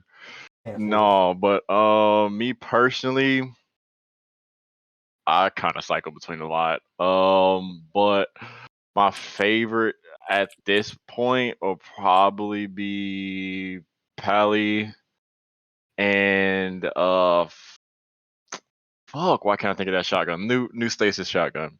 Oh, Fractus, that thing is Yeah. so good. It's so good. It is So so good. good. Oh my goodness. Yes, that is one of It's my got crazy range. my It's like a my, truck. my go-to. But if I'm sniping, of course, my ISO or that prophecy sniper. That sounds fucking amazing when it shoots. I forgot what the name of that was. What would be that? And probably my ace. No, I can't do that with ISO. Honestly, I'll probably run I was about to say, my you cheating Iggy bastard. as well. Probably run my Iggy as well. Yeah, Iggy's a good one. But yeah, it's I'm just not good at PvP, man. I've told Enriched before. I'm like top 40% in everything, in every PvP game. That's about it. That's about how as I go. You said top 40? Yeah. So like better than most, but not top tier for sure.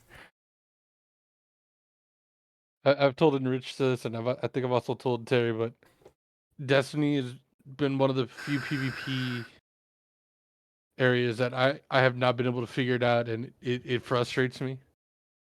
It's just wildly unreliable. Mm-hmm. It's just very different. Yeah. It's a very Well, it's not just that. different. It's stuff like shotguns don't have, a reliable spread pattern. Even if you use the same shotgun, 100 times, you're going to get it firing differently almost every single time. And like my go-to weapons at the moment are my Reese Walker and either oh man, I can't remember the name of it. It's an ARC 140 hand cannon. Oh, The one Waking that's Vigil. yes. It's a great Waking one. Vigil. Oh yes, sir. I apparently I had a god roll just sitting in my vault. I had a quick draw rangefinder or snapshot rangefinder. Mm. It is fucking stupid. It's my Waking Vigil, or it's my sudden death that I have, a sudden death, and my Fatebringer. That Yeah, I'll run. Fatebringer's a good one in Fatebringer PvP. or Ace of Spades. Yeah. A few left. But I know a few seasons ago, or actually it was the Arrivals. I think it was Arrivals, and then the first season of the Hunt. I was using where's it? Let me see if I can find it. There it is. I was using Cold Denial for the longest time. Cold PvP. Denial is fun. Yeah, I still have a god roll of that. It's really shredding with nice. it. Yeah, but Desperado is it should be illegal. The thing is so good. Illegal. It's I've yet to pick up a messenger with Desperado. it took me a lot of trials and grims. I think like 20 something. With Kill Clip Zen Moment, and Zen Moment's not too much of a useful perk on. Yeah, it's gotten better. I think, right? It's supposed to be useful for us now. I feel like maybe not. And then I think it was Season of the Chosen when Dead Man's Tale came out. Oh my god, I used the shit out of that in Oh PvP. man, same. That and was it Salvager Salvo? Oh, I hate you. I hated that meta, the grenade launcher meta. I hated it. I was like, go away. And it was more of like when I used it, it was, hey, I'm gonna try to get some damage on you, so that way when you're trying to peek me, I can hit you a few times with Dead Man's either in the body or get the 2-tap with the headshot and go on my way. I wasn't trying to like use it to kill you with it. It was either try to push you off of me or get that little bit of early damage in as I was flying through the air. Yeah. Yeah, it's what do you think about them the all the changes? What okay, because there's so many changes coming. I'd like to give me one change, actually two changes that you like coming and two changes that you hate coming from each of you, and then we'll start trying to wrap this up because I know some people got some stuff to do. Like from what game? From Destiny 2. We can't really say a whole lot yet with Halo.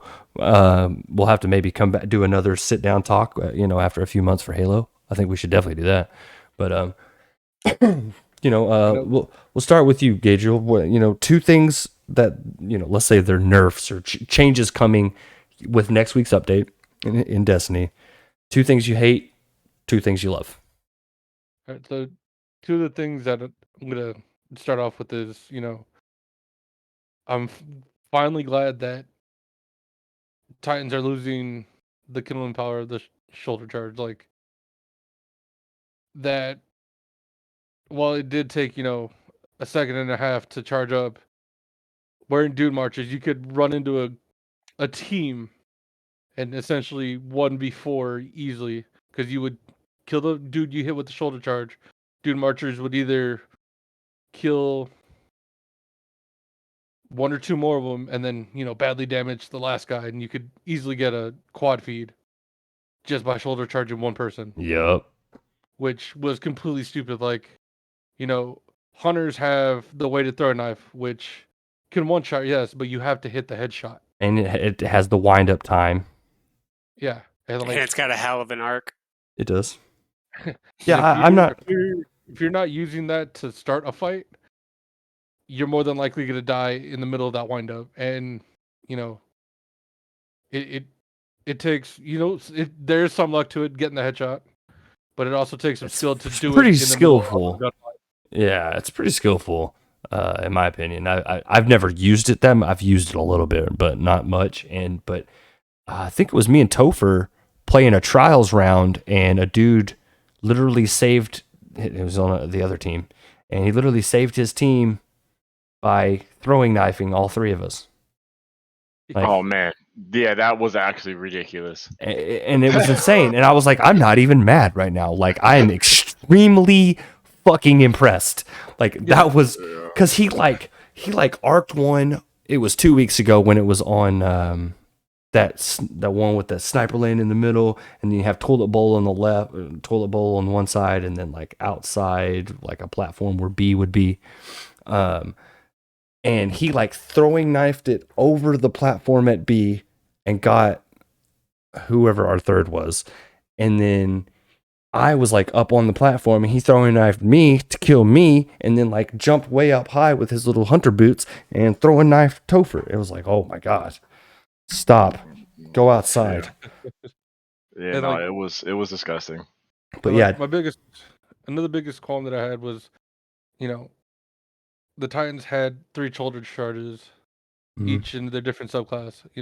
A one-hit kill melee in each of their subclasses. The only other,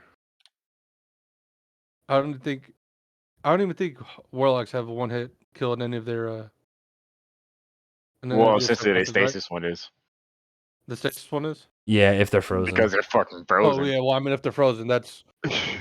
I'm talking about the light-based subclasses. Right. Stasis Like, is its own monster. That's also an if they are. Do what? Oh, I said yeah. that's also an if they are, as Right. it requires True. setup. True. Mhm. True. And so, But yeah. like, hunters only have the one that can one shot, and that's if you get it. Hunters have to rely on an exotic with top tree arc strider to get even close to one hitting other guardians, and you actually have to build up to get the full benefit from it. Talk You about have to get combination blow. combination blow with Liar's Handshake. It gets them close to death, but not a one hit kill. Okay. But you Yeah. have to stack the combination blow to get the one hit kill. And that's 3 guardians you got to kill, but the timer on it's like 3 seconds if you're not keeping it going. Right. So it's like So that's a couple I'm- things you hate. yeah. What are some Hate, things you well, love? To be honest, with the big update, I was so focused on the the shift from ability play in PvP to more gunplay that I honestly didn't really pay attention You to. hate it and love it all at the same time. Yeah, Yeah, yeah. I feel that. Like I love that these changes are coming, but like I hate the fact that it came for this big of a change to take place. Yeah. It's a pretty big shift. Well, I mean, we'll see. It hasn't happened yet, but it's a pretty big shift. What about you, Topher? 2 things you hate and 2 things you love about the upcoming changes. To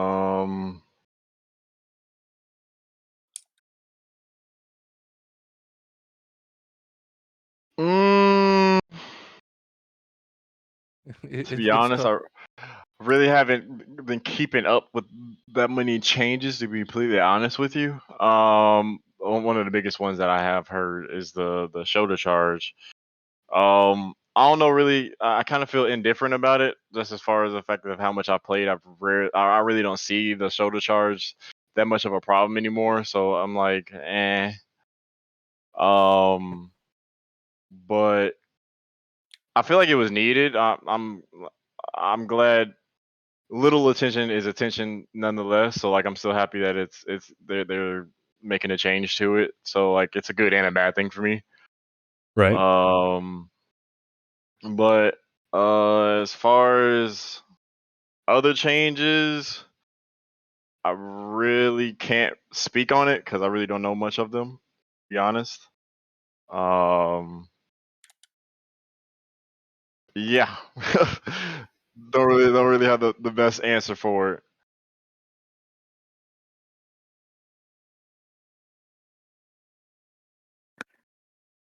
I mean, I like the Dune Marchers nerf. I like the changes to the light subclasses that are coming.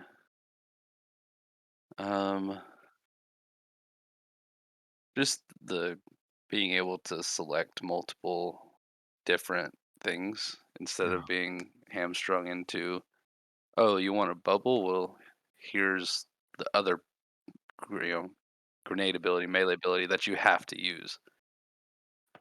I guess what I don't like is more just what Bungie's been doing as of late and like curating a meta themselves instead of just letting us have the meta that their game outputs.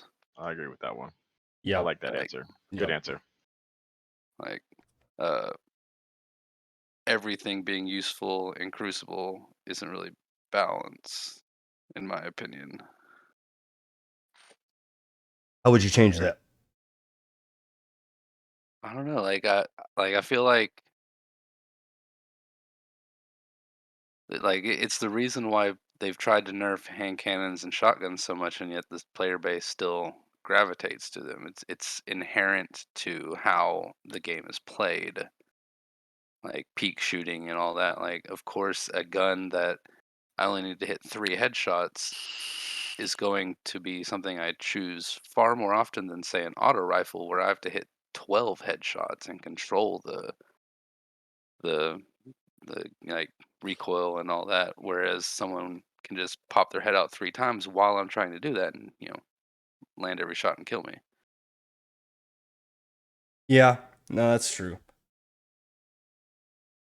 I just think they need to realize what their game leads to, like how we play the game versus, oh well, these aren't seeing use, so we should buff these guns. We should buff these guns or make them do bounties with these guns. Yeah. Like the trials bounties and stuff where you have to like use sidearms. Like, bro, That irks me.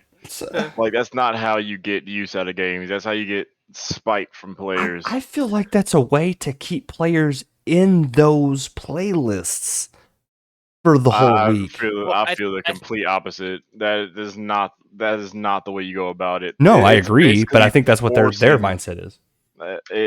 You're forcing, like, that's what I hated about, like, I play Splinter Cell a lot, and a Okay. lot of the achievements were play this certain play style so you get the achievement, rather than complete it how you complete it, just get this objective or something along those lines of you don't have to play it our way. It's still your game. You bought it, so you should be able to play it how you want to play it. Right. No, I get that. That's what I think. No, that's fair. That's a fair point. And yeah, I totally agree with it. You know, and Bungie's been doing that for years, forcing you to play certain ways, and in one aspect, it's their game, you know. But I bought it. but they still own, like, if you read the fine print, they own it. They own your copy still, technically. It's weird verbiage, but it's true. So, but the people that make that possible is us as the gamers. Exactly. And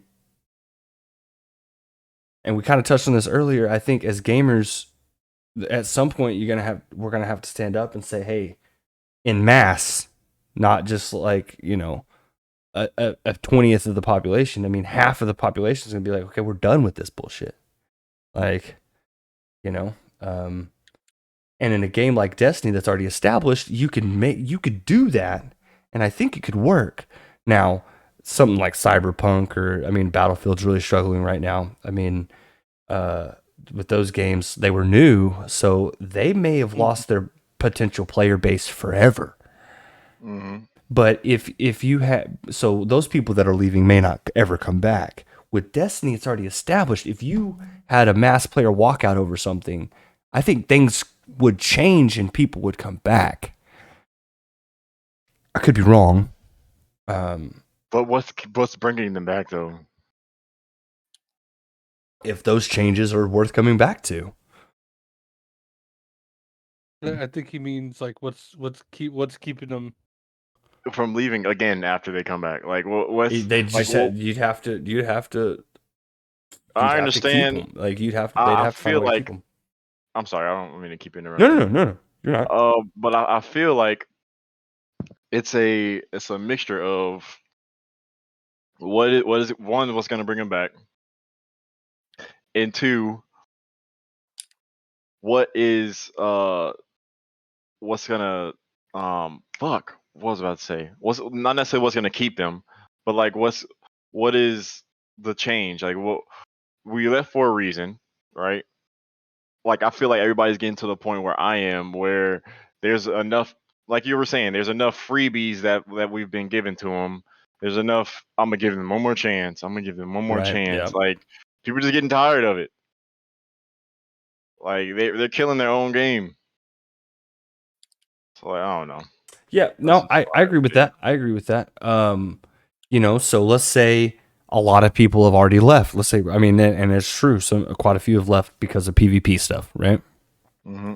Let's say with Witch Queen, you get 3 new maps, or let's say no, not even 3. Let's say you get 2 new maps, a new game type, or even a game type that's been brought back. So, but it would be new for us because we haven't played it in a while.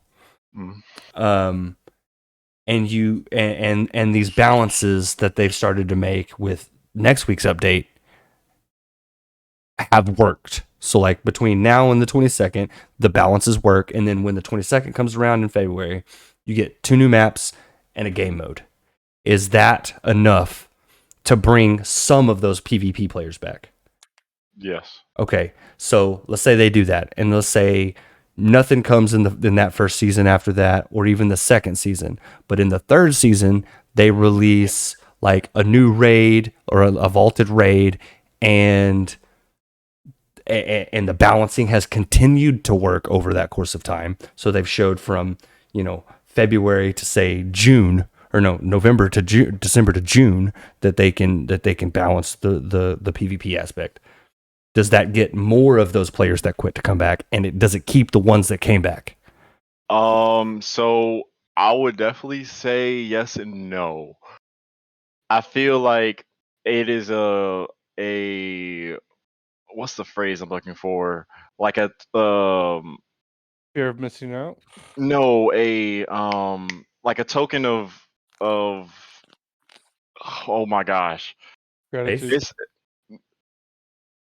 It's like it's showing people that they're trying. Yes. Yeah. A token Right. of good There's a faith. phrase. Right. Yeah, And then, that's what I'm looking for. so let's It's say showing that. So let's say How you get all that, but you don't get any other really PvP stuff. I mean, you're gonna get some weapons. You'll probably get some trials changes. that's what I'm looking for. So you're gonna continue. But More than we're getting weapons right now. We're still getting weapons right now. no, but more of the minute changes that like there's just quality of life for PvP needs to be improved. Right. Like give us a new one thing I do like that they've done, the new intros where you see the people on your team, you can see their stats. That is cool. That's a little change, but it's cool. Like it's Yep. dope to look at. You can see who you're playing with. You can see if you're playing with trash bag. Like that it's just little things like that You're gonna call me are out. new. Oh, I'm not Feel talking about feel you. that in my soul. But like you can see it. Like it's just little things that still show you like this that shows that there's an attention to the detail of them trying to improve while they're making those bigger changes. Right. Like because one little change is only going to hold you for so long before 3 seasons go by and you're just getting something new after 3 seasons go by. Well, I mean, every season you're gonna get new PvP weapons because they drop like 2 every season. So But like, the question is do those new weapons actually change anything? Look at how long Fellwinter stuck around. It's still here. yeah, it's used a lot less.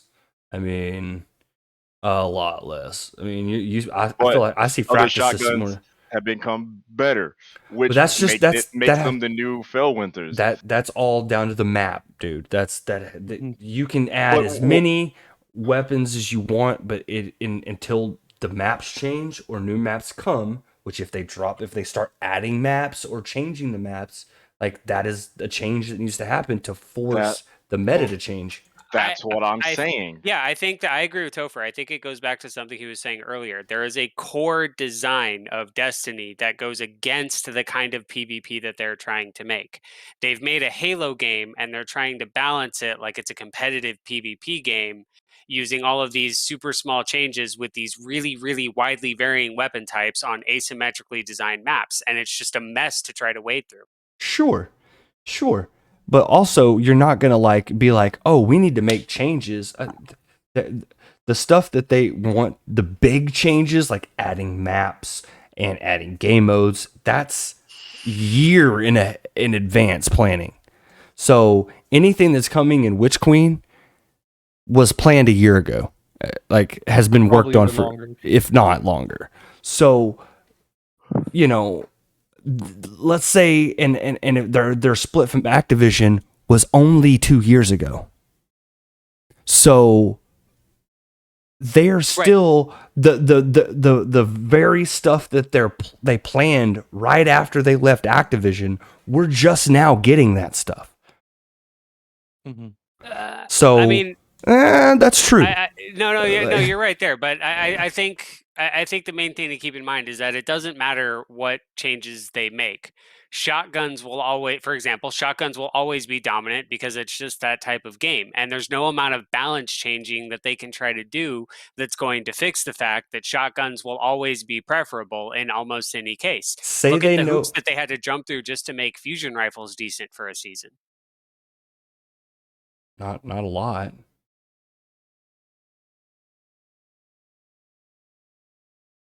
But my point is, with stuff that big, like they've taken some of the PvP maps about. I think that is a preparation for stuff to come that they had planned. Like you can't, because they've talked about wanting to change their code, so they're pulling stuff out that has that spaghetti code, and they're either replacing it or they're redoing it. I.e. the Waking Vigil that Gatriel likes to use. That's one that's got that revamp with the new code. That was planned right after they left Activision, I'd bet. So the bigger changes are starting to happen, but people just don't realize that it's we've been asking for these things for 2 years. Well, they started working on them 2 years ago. They're just now being able to get fully implemented, in my opinion. And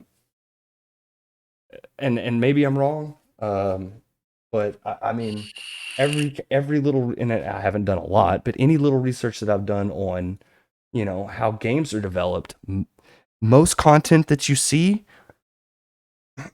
even in seasonal type stuff, was planned no less than 6 months before. Usually Yes. quite a bit more. And we can give them credit for having been thinking about these things for, a long time since, but it doesn't change the fact that they're still having to react to them in real time. So as they're developing these things, they're also having to look at how the balance is changing in the game right now. And if they can't even get a decent balance in the game right now, they're about to introduce more variables that they haven't tested as much because they aren't even giving us any information about what that might look like so they can get what the player's take on it is. It makes an uncertain future where we don't know if the PvP is going to get better or worse. And whenever it comes to making a situation where players want to come back, there has to be a core consistency to the PvP that the seasonal changes add on to, and that's just not there. Sure. But a lot of the complaints that the PvP players have are no new maps, the way the maps are set up. Well, would you rather them just speed rush something out and it be shitty? Or would you rather them take 18 months to 2 years and make it good? I mean, I would rather them do away with the fucking asymmetrical map design personally and just start pumping out symmetrical maps because Sure. they're easier to make and they're easier to balance. Sure. And if we get 2 to 3 new maps with Witch Queen, is that not the step in the right direction that everybody wants? And then when these get released, and if let's say they're the way you want them right now, people are still going to complain when they drop because why didn't we get 6? No, if they release 3 maps and people play those maps and they can't find any balance issues, like it doesn't take us 5 minutes to realize, oh, this is the sniper map, oh, this is the shotgun map, then that might be a little bit more fun if we get maps that are actually engaging in multiple scenarios. But on the flip side, if we get 3 more maps and they're basically just prettier versions of the same issues that we already have, an imbalanced map design. It hasn't addressed the core issue. It's just put a new paint job on it. Right. But the original question was, how do you get those back? And I gave you scenarios that I supposedly they're working on. And it doesn't seem good enough. Well, I'm sure. Well, what I'm saying is that those changes will be enough to get players to come back and try those changes. But if those changes are not of the quality that addresses the core issues that the players are having, that the maps are not fun to play in, if the new maps are also not fun to play in, Agreed. what reason is there for the players to stick around? They won't.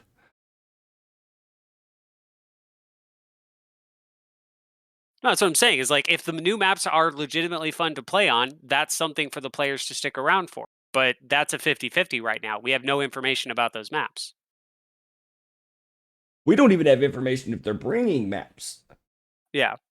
Now, there is a lot of talk that there are PvP maps coming in Witch Queen.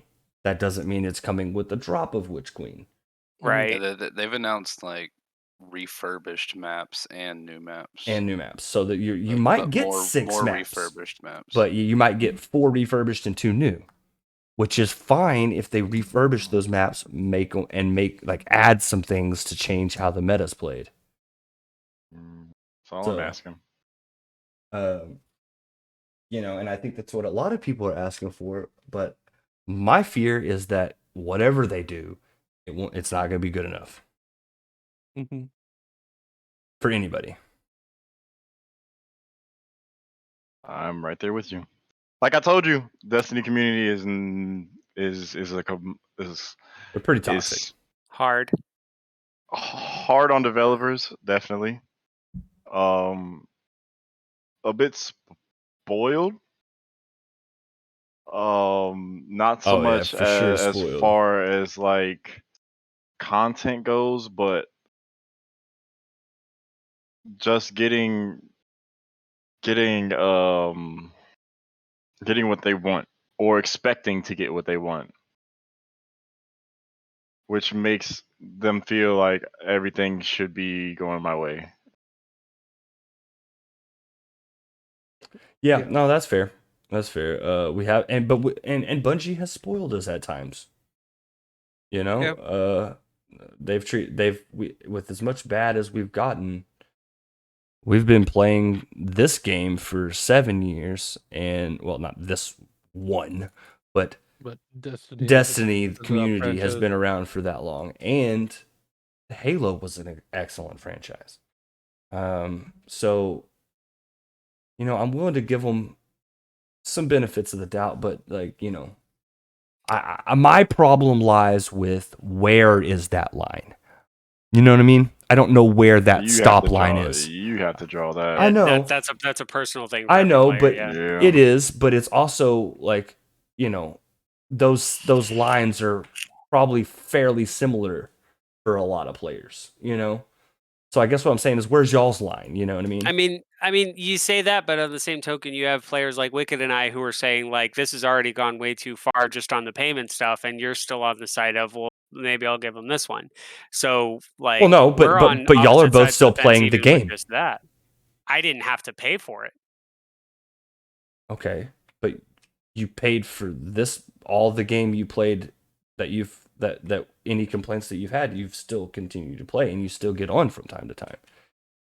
I mean, yes, because Beyond Light was a reasonably complete product, and I was able to get it with all of the seasons at a decent price. I didn't like that I had to do it though, and then now they were doing, and then this new thing, the new thing for Witch Queen came out, and I said no, I'm just not going to pay for that, and it got bought for me.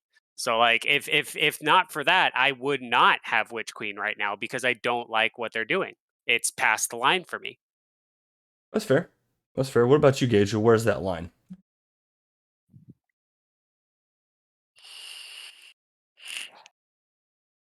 That, that's tough. Like I've enjoyed it thoroughly, but again, like right now, dropping more content, locking dungeons behind another paywall. You know, Like a like I said, separate paywall? Yeah, it's mhm, and then but and I think the worst thing about that was how like cryptic and shady it was. Like it was mhm. very hidden in wording. Because like I dropped was it the 80-90 bucks for however much it was for Beyond Light and the Four Seasons. Like I can't remember how much it was at the time when Right. it I came think it out, was like $80. It was and it was 60 for like the game and then 20 for all 4 seasons.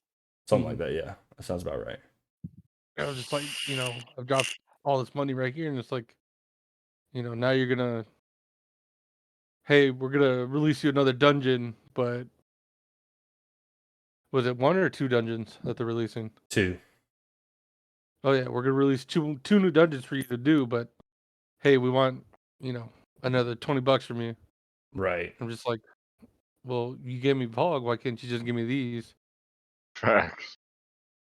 It's like, yo, I've already given you Facts. almost $100. Like, I mean, the average Destiny player has probably spent $1,000 on the game, on the games and oh yeah, stuff over the course of. easy, easy.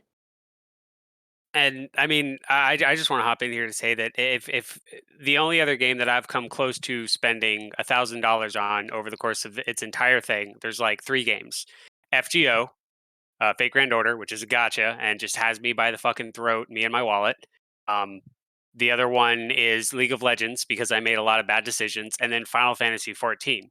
And the money that I've put into Final Fantasy 14, I feel has given me multiple times over the amount of content that I've gotten from the money I've put into Destiny.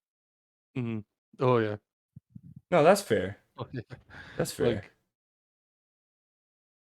And and, and and and like, and, and that's kind of, I've reached my limit,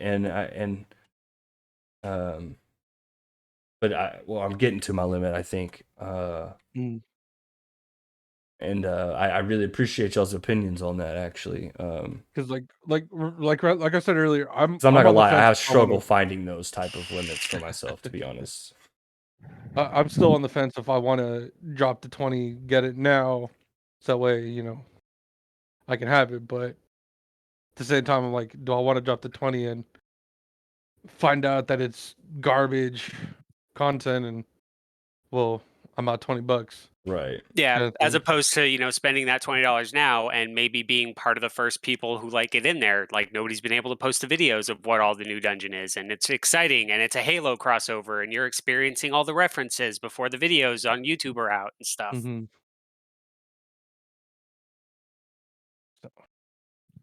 It's interesting. It'll be interesting to see.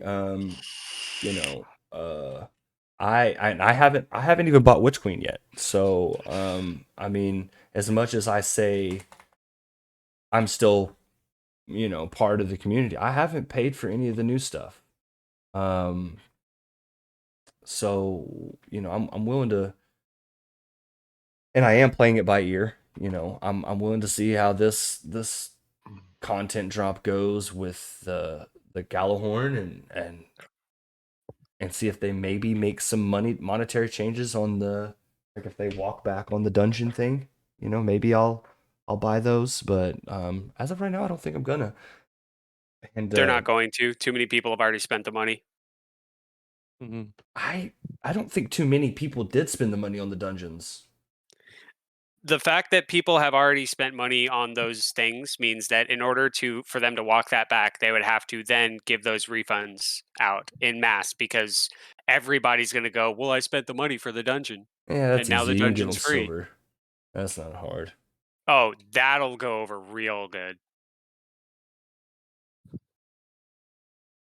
Other games done it. Yeah, and they got lambasted for it. Look at what happened with Fallout Fallout, 76. Like, That's true too. oh, we ripped you off on this backpack. Here's not enough silver to buy anything in the store. Here you go. Lightwood lemonade, Lightwood lemonade.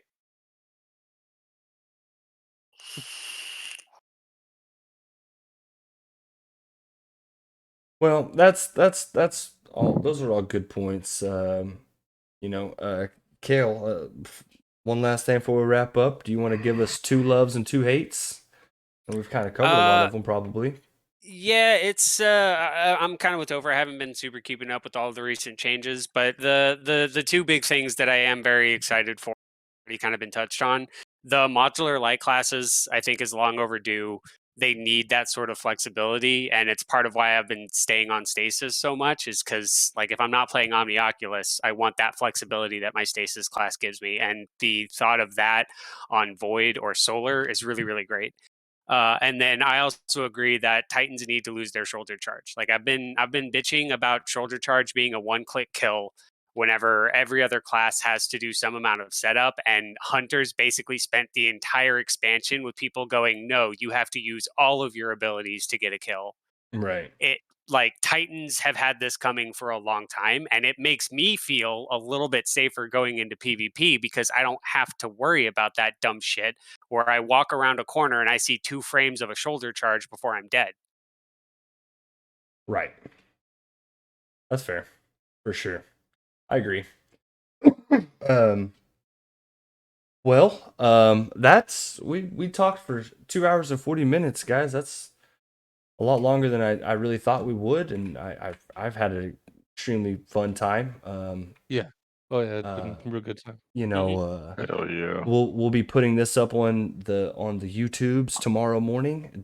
Hopefully, as long as the download. Sometimes the Twitch VOD doesn't download all that well, but you know, uh, we'll see how it goes. I want to give I'm gonna give everybody a chance to give some last thoughts, and we'll move on. I'll start with you, Terry. Hey, thanks for listening. Well said. Thank you. What about you, Kale? No, it's been good to hang out with everybody and sort of talk about the state of the game, our hopes for the future of Destiny, and really get our opinions out there on like, yeah, we're not too happy with what they're doing, but we at least want to see how the game is going to play out. Right. Mm-hmm. Agreed. What about you, Gabriel? And it's great, be able to talk with this and hopefully have people comment on the video itself of what we're talking about, add their comments, see what they're bringing, what their thoughts are on everything that we've talked about. Yeah. Yeah. Hopefully, they'll touch on things that we missed that Absolutely. we didn't realize we missed. So absolutely, for sure. And last but not least, Mr. Topher, what do you think, man? Final thoughts?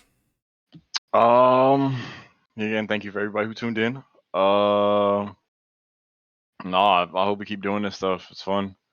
Hope to see anybody and everybody getting smacked in PvP by me and Destiny. Okay. And Halo as well. Also, make sure y'all tune in and catch me and Rich destroy this Halo campaign. Oh boy. gonna be Can't wait. And twerking Topher, Exactly. you're the only one doing any content creation. I know Kale and Momo may get into it, and I know Gabriel has been talking about it, but you're currently our only other content creator here. You want to plug some of your stuff? Oh yeah. I'm live on Twitch right now. If y'all wanna see me play this new game that I'm playing. I'm live every day around like 6:30. It's Topher with a 3 instead of an E in the with the 3. Yep. You that lead speak. Yeah. I've been told I look kind of cute. Yeah, He's sexy. a very Handsome Sexy. is the word I use. Like Thank you. straight up. Straight up. No, If you want to tune in for the dulcet tones and the sexiness, that's your guy. Super. He's got that hood up. Ooh. Or the beanie. Oh god. Get lost in the man. Chill. No, but I am gonna be. I'm super close to affiliate, so I'll just appreciate the lurks from anybody. But no, I'm on Twitch, YouTube. It's Topher Gaming. Follow me on Instagram. It's Topher. Yeah, that's about it. Sounds good. Thank you for the lurks, sir. Oh, we got lurks. Got the lurks. Do you want to become famous? You want to buy followers and I do. All right. I know somebody. I got you. I'm sure they'll pop in your stream at some point. I'll let them know. But that about wraps it up. Thank you, everybody. We are going to shut this bad boy down, and that'll be about it. I'm Enriched Uranium. We got KL017, Gabriel 117. It's Topher with a 3, and PterryDactyl, Castaboris. Signing off. Bye. Bye.